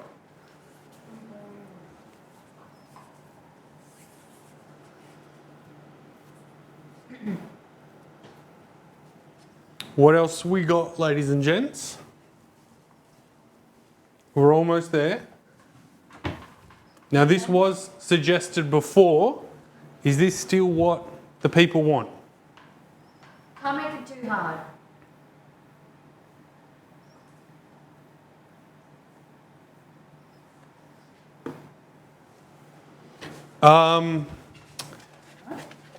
You want to repost that one? That it just came up? So I know what you're talking about?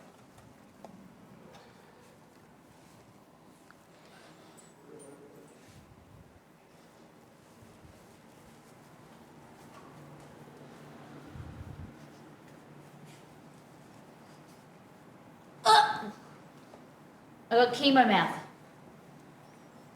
I'm waiting for... So not this. This is a nay. We're cutting this.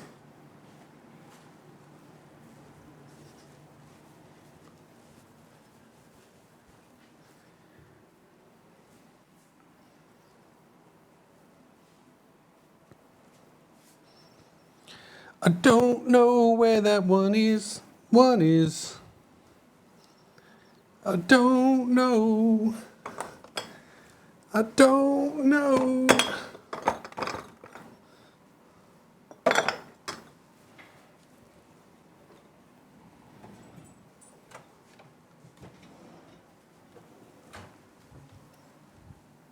Oh, guys, I was looking in the wrong drawer. Having a boy look, am I right?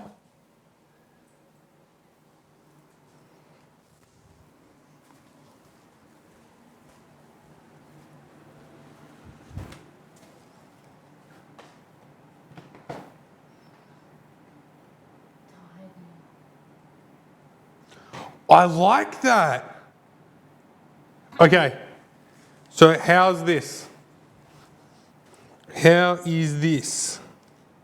Can you tell me how many you've done now? Show me the fingers. 5. Yeah, And you got one more? yeah. Okay. Is this a good one, guys? Can you? I think that, what do we think of this combination plus what Jay Fry is saying? This combination plus what Jay Fry is saying. Are we all in agreement? Did you get stuff out of the freezer? Now what Molly has to do, what Molly has to do is make at least 2 dishes. We can be one. She herself said at least 2. Okay. Great, everyone's happy. Are you ready, Molly? Please take off your equipment.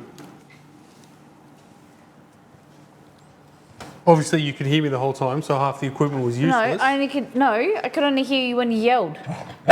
Like that. Sorry, everyone. Okay. I don't want to look yet. I'm just going to get my cookies out. Now here are your starting 5. Still haven't looked.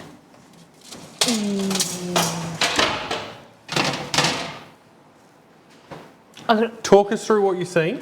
There's also a 6th ingredient. I just don't know where it is. Okay. Okay, so we've got coffee.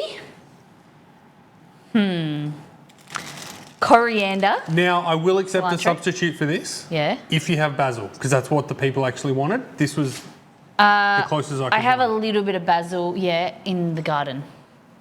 If I can get that. Okay. I have a cookie. No, you can use as many cookies as you like. The cookies this that is I made to take to the representative vet. of your cookies. The cookies that I made to take to the vet. Well, I didn't know that. Okay. It's all good. I want to wash my hands before I touch anything because Chester licked me. I was so bored. Like, I didn't have any music on. I was just trying to entertain myself. Okay.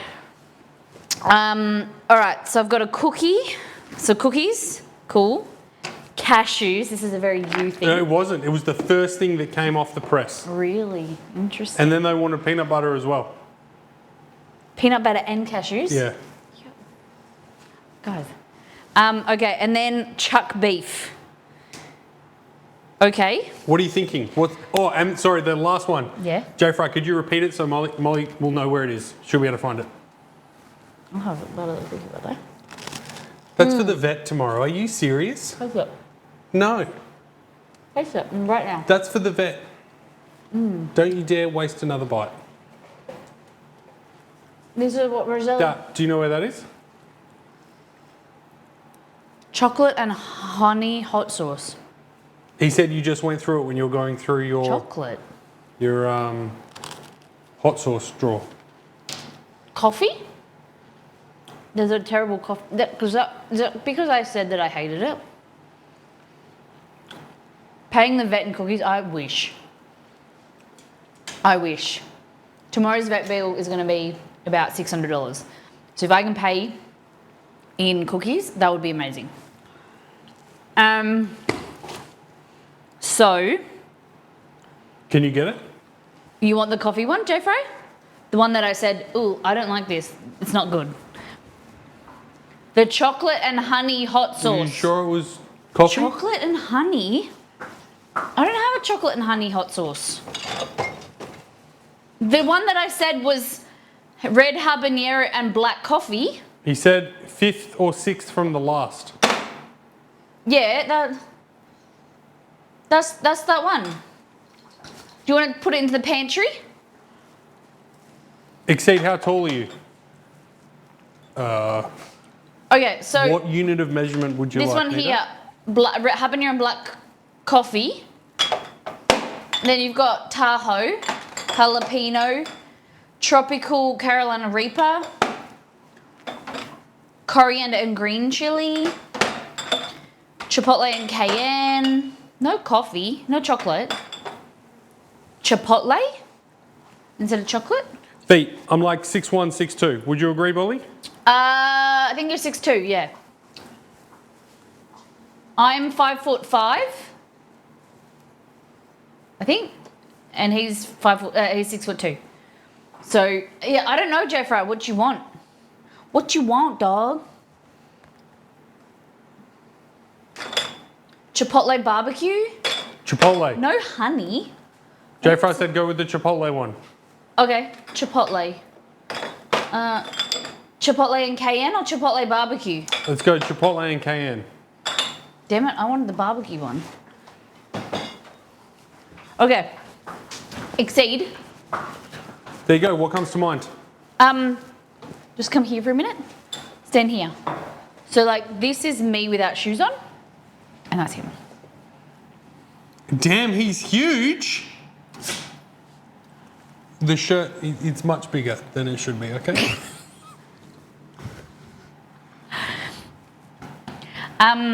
Carolina Reaper paste, no. Okay, so I'm thinking chuck beef kind of needs to be pressure cooked to make it good. Like Heidi meant. So, all right. No, it's because we talk about this a lot, the way that the camera's framed, obviously for Molly. So if I stand like at a presenter's level and I stand where Molly's standing, Yeah. Yeah, it chops his head off. which is why I'm always hanging around the back. Yeah. But this is sounding pretty Thai to me. Okay, sorry, I interrupted you. So, 2 dishes. yeah, okay. So all of these ingredients go together. These 4. What? I should have another one? Didn't you say 6? On the cookie. So the... okay, so I'm thinking like a salad, like a Thai beef salad with the cashews, the beef. I don't know about beef, like cooking it in such a short time. I could do coffee encrusted beef, but this is chuck beef, which is meant to go in the pressure cooker. So I'm thinking maybe I could like cook it really quickly, really thinly slice it with a chipotle coffee rub, and then could do like tacos with coriander and cashews. You say tacos. Yeah. Okay. Or like a Thai salad. Do we have another beef to sub with if you prefer? Like a suggestion of what you could go with it. Do you mean Nito? Mince the beef and make a burger. I don't have a mincer. That's Not true. No, I don't have one. I don't think that's true. I don't have one. We got gifted one of them, like one of those little tiny ones, but that never. What's that thing that Slicer. just got washed with the white unit and the filter you put in? That's a grater. That's a grater. Yeah, there's a KitchenAid grinder that I've always wanted, but like it's a sausage grinder maker, but Right, you passed this test. And you're not buying one, by the way. I know that. They're Because you want to expensive. spend all your pocket money on a vacuum. Babe, I'm a housewife. Yeah, I'm yet to see it.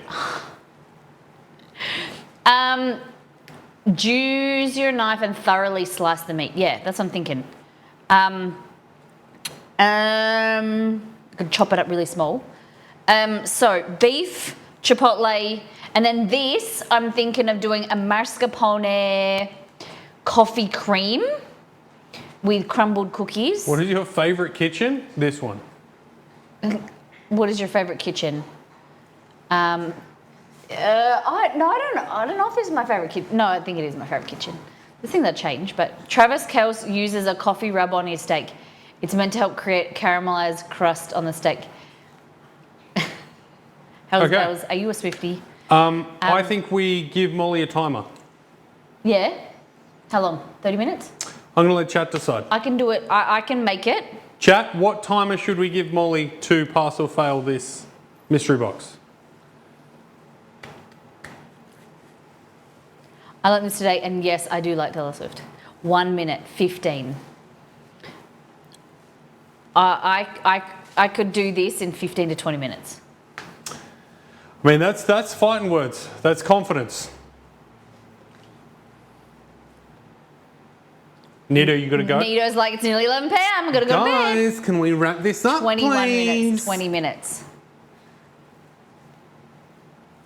What are you thinking, E?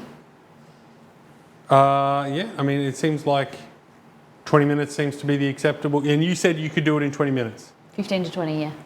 15, you're even pushing. Okay. Well, if you'd like to set a timer, please. I'd have to take you guys to bed with me. Ooh. Okay, Where would you like that? ready, set, go. Clock ticking, chippity chop. Okay, hold Can on. you set a timer for 20 minutes? Okay, hold on. Let me put my... Game face? I'll time you. To get in bed with you or to... 20 minutes for both. Yep, that's what Molly is. Hey, Google. No, Molly said she could do it in 15. Hey Google, set a timer for 20 minutes. Got it. 20 minutes. Get out of here. And that's starting Goodbye, ladies and now. gentlemen. Okay. Thank you for supporting charity.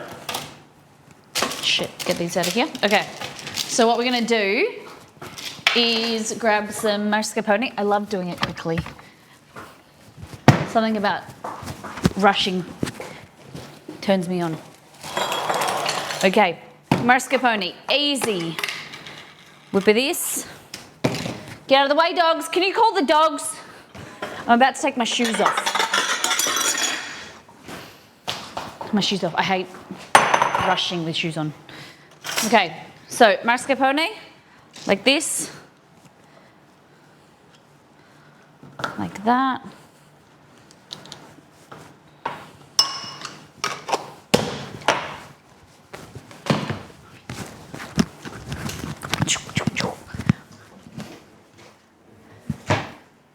Okay.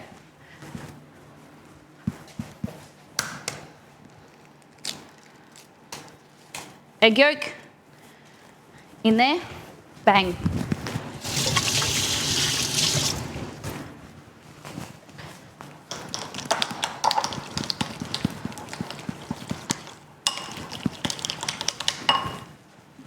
Sugar, shit, what was this little cup of sugar before you? Sugar.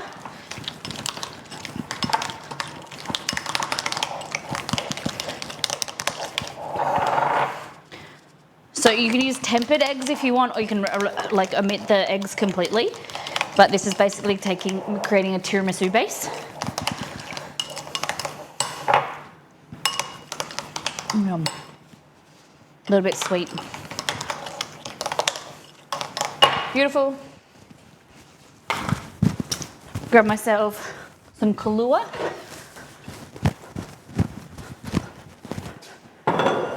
Cookies.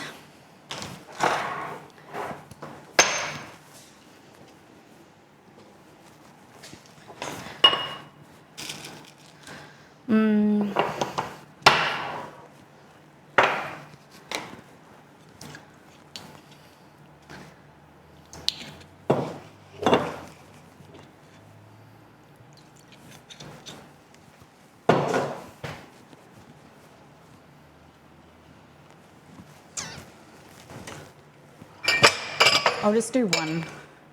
We don't need multiple. Okay. Okay, cookies. So just rather than dipping them,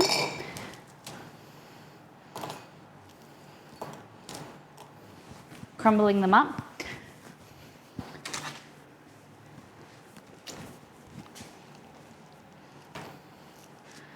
J-Fry, shut up.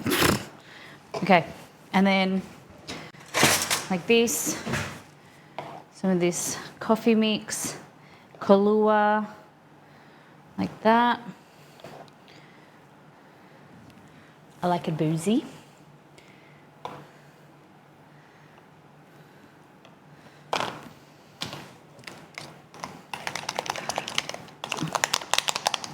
This has got no cream. Oh, fuck yeah. I love Briar Molly. It's empty. It's empty. Okay.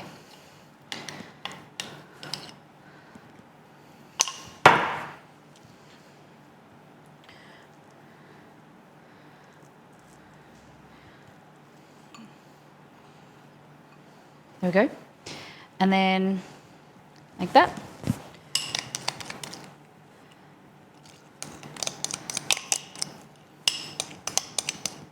I don't have my pedals, so it's not as easy to change the camera angles. What is this? Thank you for the donation. Thank you for... Do I have to eat a bean while I'm doing this?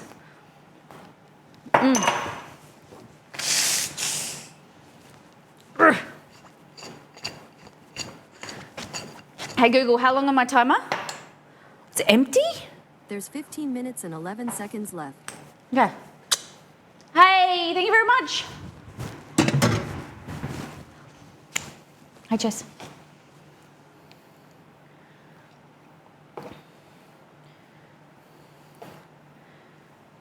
Okay. Exceed, are you going to be the taste tester?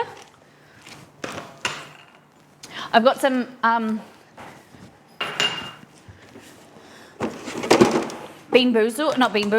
some roasted hazelnuts here, just by coincidence. You know, something I had put aside. I was going to put them in the cookies, but I forgot.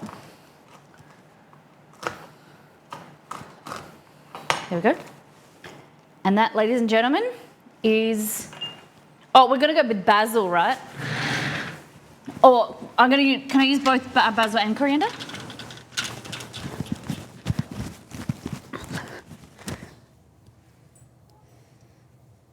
This will add some freshness.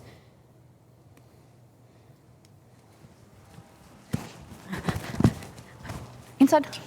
Dog, inside, Chester. All right, you locked out. Too bad, so sad.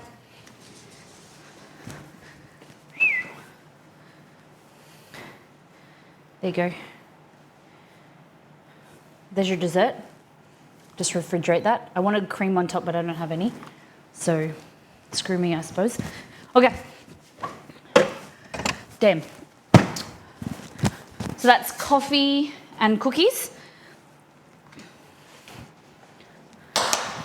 All right, so now the thing I want to do is grab this. So here, I'm going to create like a spice mix. So I want some paprika, some cumin, salt, coffee. So the coffee is going to add some kind of like bitterness and some really lovely like depth of flavour in the steak. Add some kind of like richness. We're going to add a little bit of chili flakes.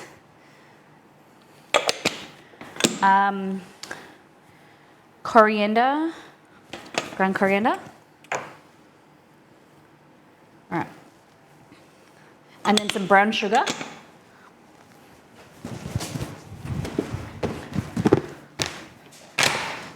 Bit of brown sugar there. Fabulous. Okay. Hey Google, how long on my timer? T-minus 12 minutes and 7 seconds. 12 minutes, cool. So this steak, I don't need all of it, so I'm just going to cut off a portion.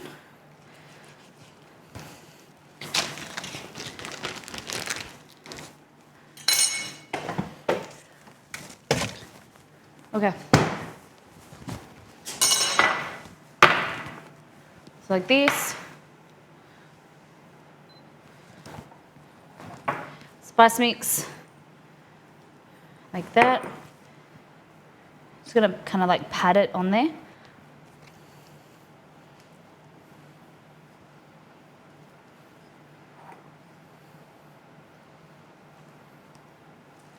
All right, so while this is there, while I can make use of this being empty,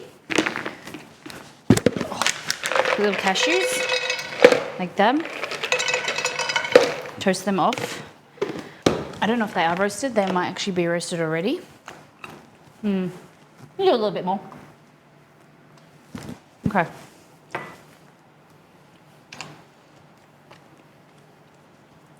So, the thing with this is we want to cook it really quickly at a high heat, and just to get some colour on it, cook it, because if we overcook it, cook it too much, which is easily to do, it's going to go really chewy. Like this isn't the right cut for this. You want like a flank or, you know, like another cut of beef. Chuck is not the right one. That's what we got, so we're going to use it. Okay, so there. Put these aside. I've got the wrong size bowl, but whatever. Okay, oil.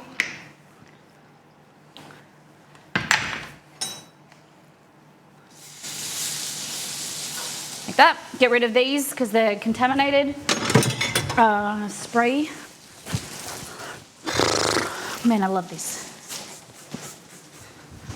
Roselli was saying to me only today, she said that because we were talking about, she's the only one that's seen the ebook.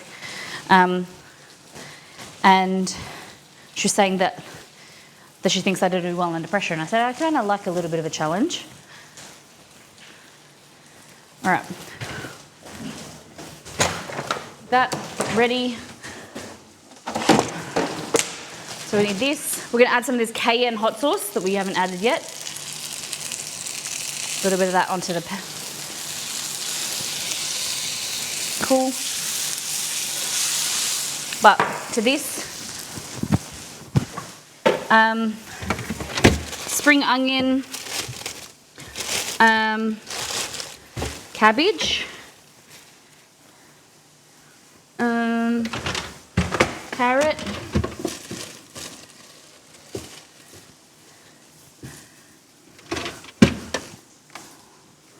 this might be good. Okay. Hey Google, how long on my timer? You've got 8 minutes and 40 seconds left. Cool. Okay, so, oh my God.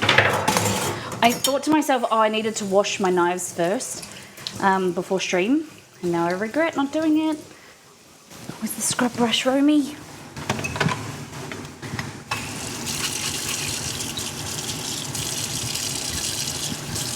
Losing time. Okay.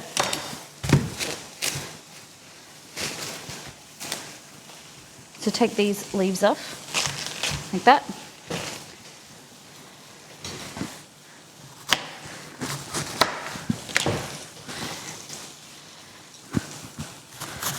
I'm going to turn that off. That's all good to go now. It's going to be quite undercooked for most people, but that's because of the cut of beef it is. All right. So cabbage, like this. I want some lettuce, which I had out already. This Romy, Chester's outside. Seed. Wait, is cabbage? Huh?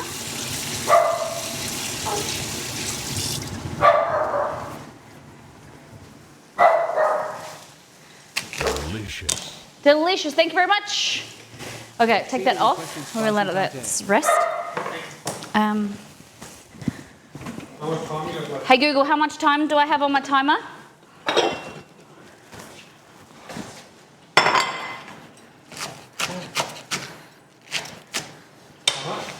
Hey Google, how long on my timer?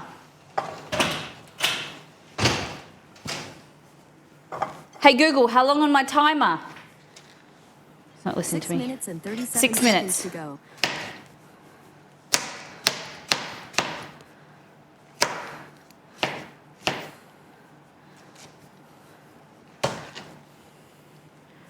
That tomato.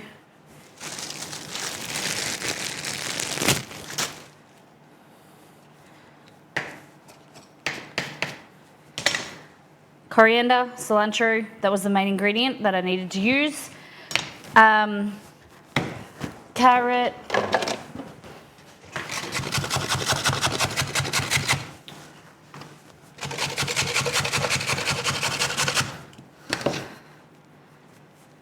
Like that. I got some blackberries because they're just here. So I thought I'd just add them. They might add a little bit of pop of colour. Okay, cool. Now, I need to make a dressing, which is, I'm gonna go into the back, and you guys won't be able to see me, but I'm gonna do fish sauce, some black rice wine vinegar,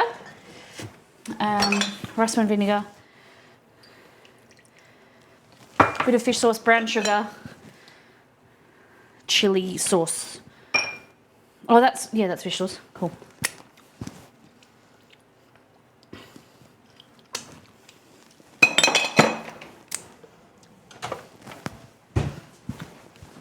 Where's my brown sugar at?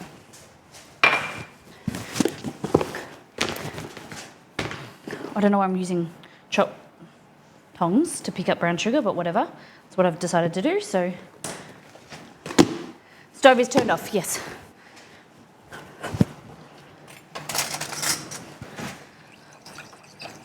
And hot sauce.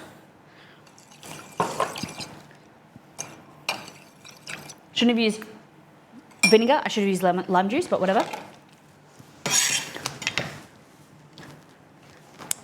This.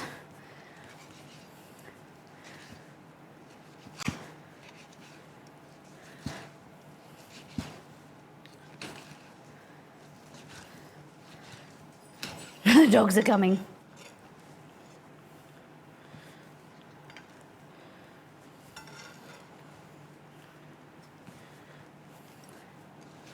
I'm going to have a taste. Rock yeah. Finish off with your cashews.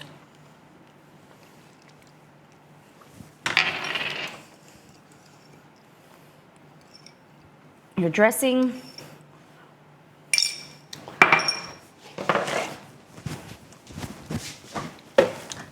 And time. Hey Google, how long on my timer?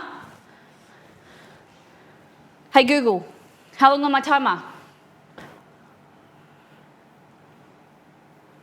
Fucking, what's the use of having a Google? There's a bug. Hey Google, how long on my timer? It won't answer me.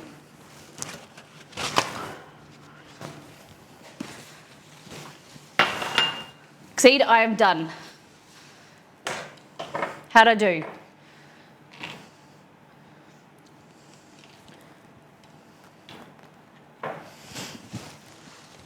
That was a quick. So, we have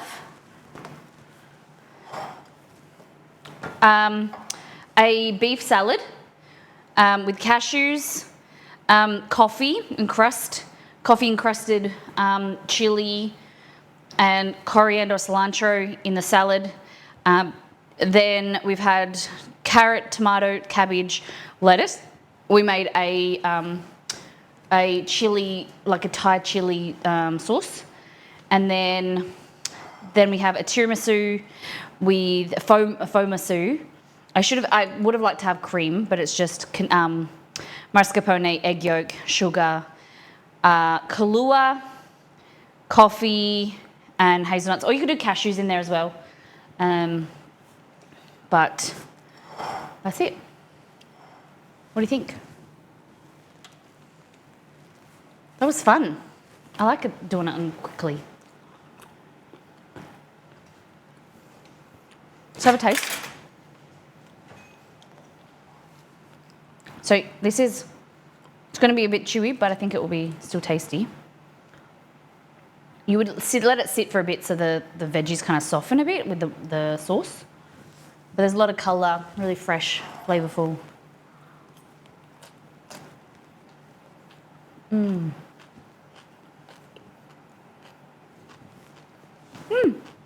It's just a little.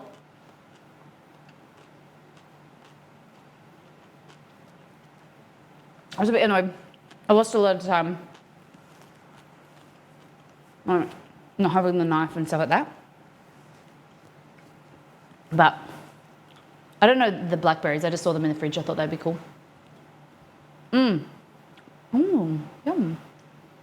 The blackberries are good. I don't think they have a whole lot of flavour. I'm not a huge fan of blackberries. But that rub, the rub, which is cumin, paprika, chili powder. Could add some garlic powder in there as well. But salt, pepper, and coffee is really nice with the steak. Big fan.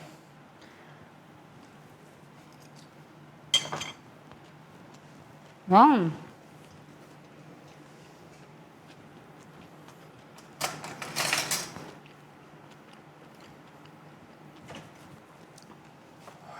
Let's try this. What do you guys prefer?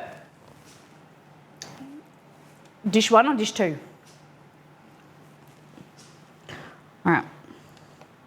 Ooh, the cookie's gone soft with all that Kahlua. Stop.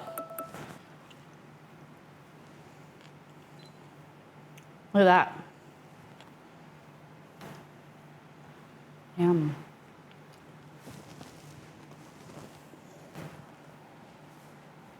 Oh yeah. That's a quick boozy masu. Yum. I could have whipped the egg whites in there and put them in as well, but I couldn't be bothered. It would have taken too long. But this is very boozy. Yum. Hazelnuts in there, a little bit of crunch. Could have done cashews as well to reuse the same ingredient. Tuna steak. Salad is dish 1. Tiramisu, or the dessert, is dish 2. Which one did you prefer? DOTD.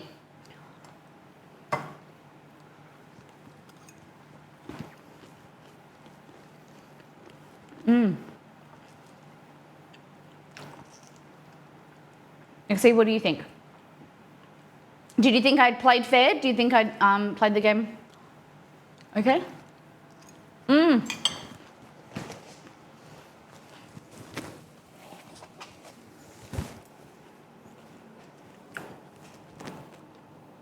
What do you think?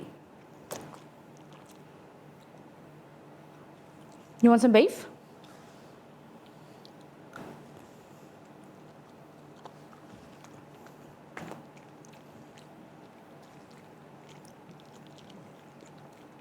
A bit hard to eat, sorry.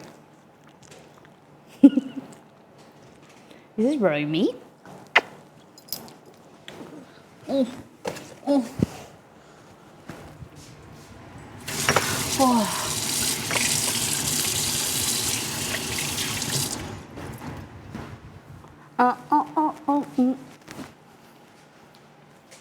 One for me, 2 for presentation.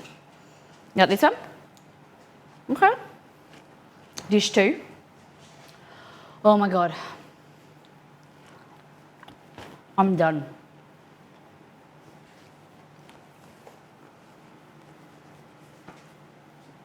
What would you have done with the extra 5 minutes on each dish? I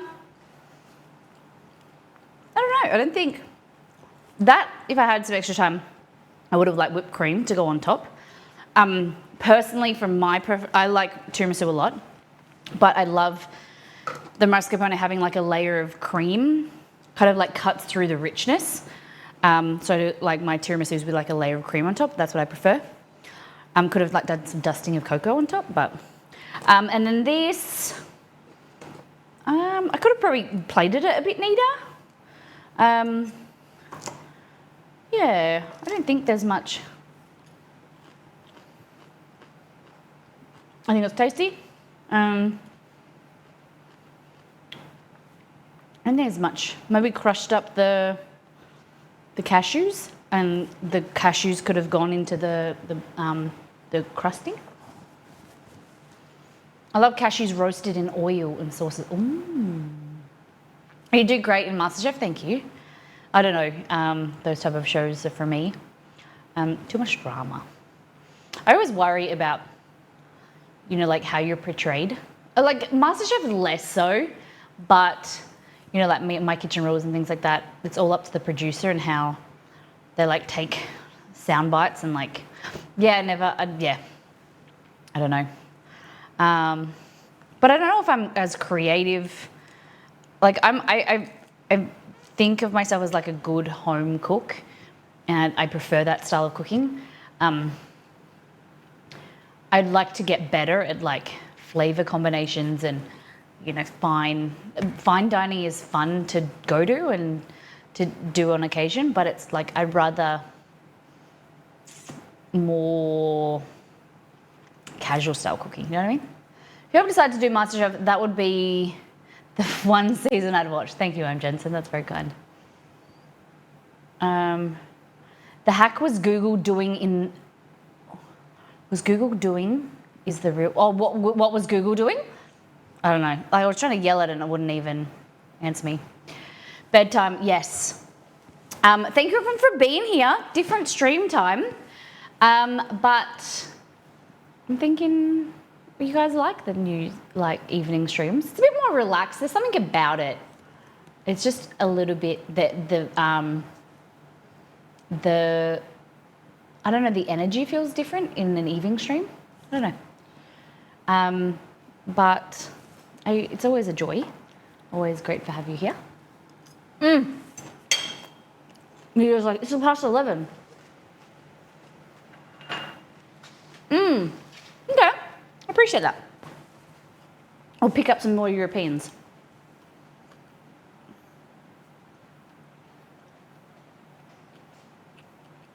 Prepping the potato salad. Oh, do you have a trick to your potato salad? Great chats tonight, and thanks all for supporting the fundraiser. Thank you so much. We're at $777.55. I like that. Our next goal, our next milestone is $1,000. So it's Australian dollars. It's a Bob Ross painting stream. We're going to dress up. Molly Ross will come into the kitchen, and it'll be like an evening stream. It'll be a casual stream. We won't be cooking. We'll be doing a proper painting. I've typically had more wine at 10 p.m. than I have at 10 a.m., but not always. Okay. That's what you got your Molly cup for. No one will know if it's coffee or wine. The energy is always different when your boy shows up as a guest. Like, oh yeah, I love Exceed on stream or being around. It's not always possible, or it's not always appropriate for him to, you know, be around, but it's always good. I just got home and saw you were streaming, and my mind went, oh, this is not normal. I had to jump in. I love it. Okay. So Ali, thank you for the $2.55. Hell's Bells, $100. BRZT, $100. Roselli for $25. Thank you for the donations tonight. It all is such a wonderful cause. We're going to be raising money for 8 more days. So it's going to be open until the 30th of November, okay? If you haven't seen where we should cross them off. But we're going for the third one for 1,000. We might get all the way up here and I'll bleach my hair and dye it a whatever colour you choose. It's a really scary a scary thing to say out loud. Painting using food. That was Margot's question. If we were going to paint using food, I don't know. I think we're gonna. I got this set from Twitch. Twitch Australia sent us a Christmas present. I think it was last year or 2 years ago, and it was like we were doing a painting.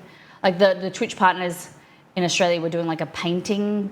I think it was like a sip and paint or something, a virtual event, and they sent us these paints. We never got to use them.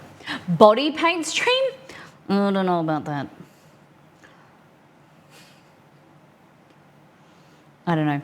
Oh my goodness, my nose is. Oh. All right. So. Oh, what happened? Okay, so we're gonna send you off over to. Hey. Where should we send you off over to? Tolga is. Oh, he's playing with Luna. Let's go.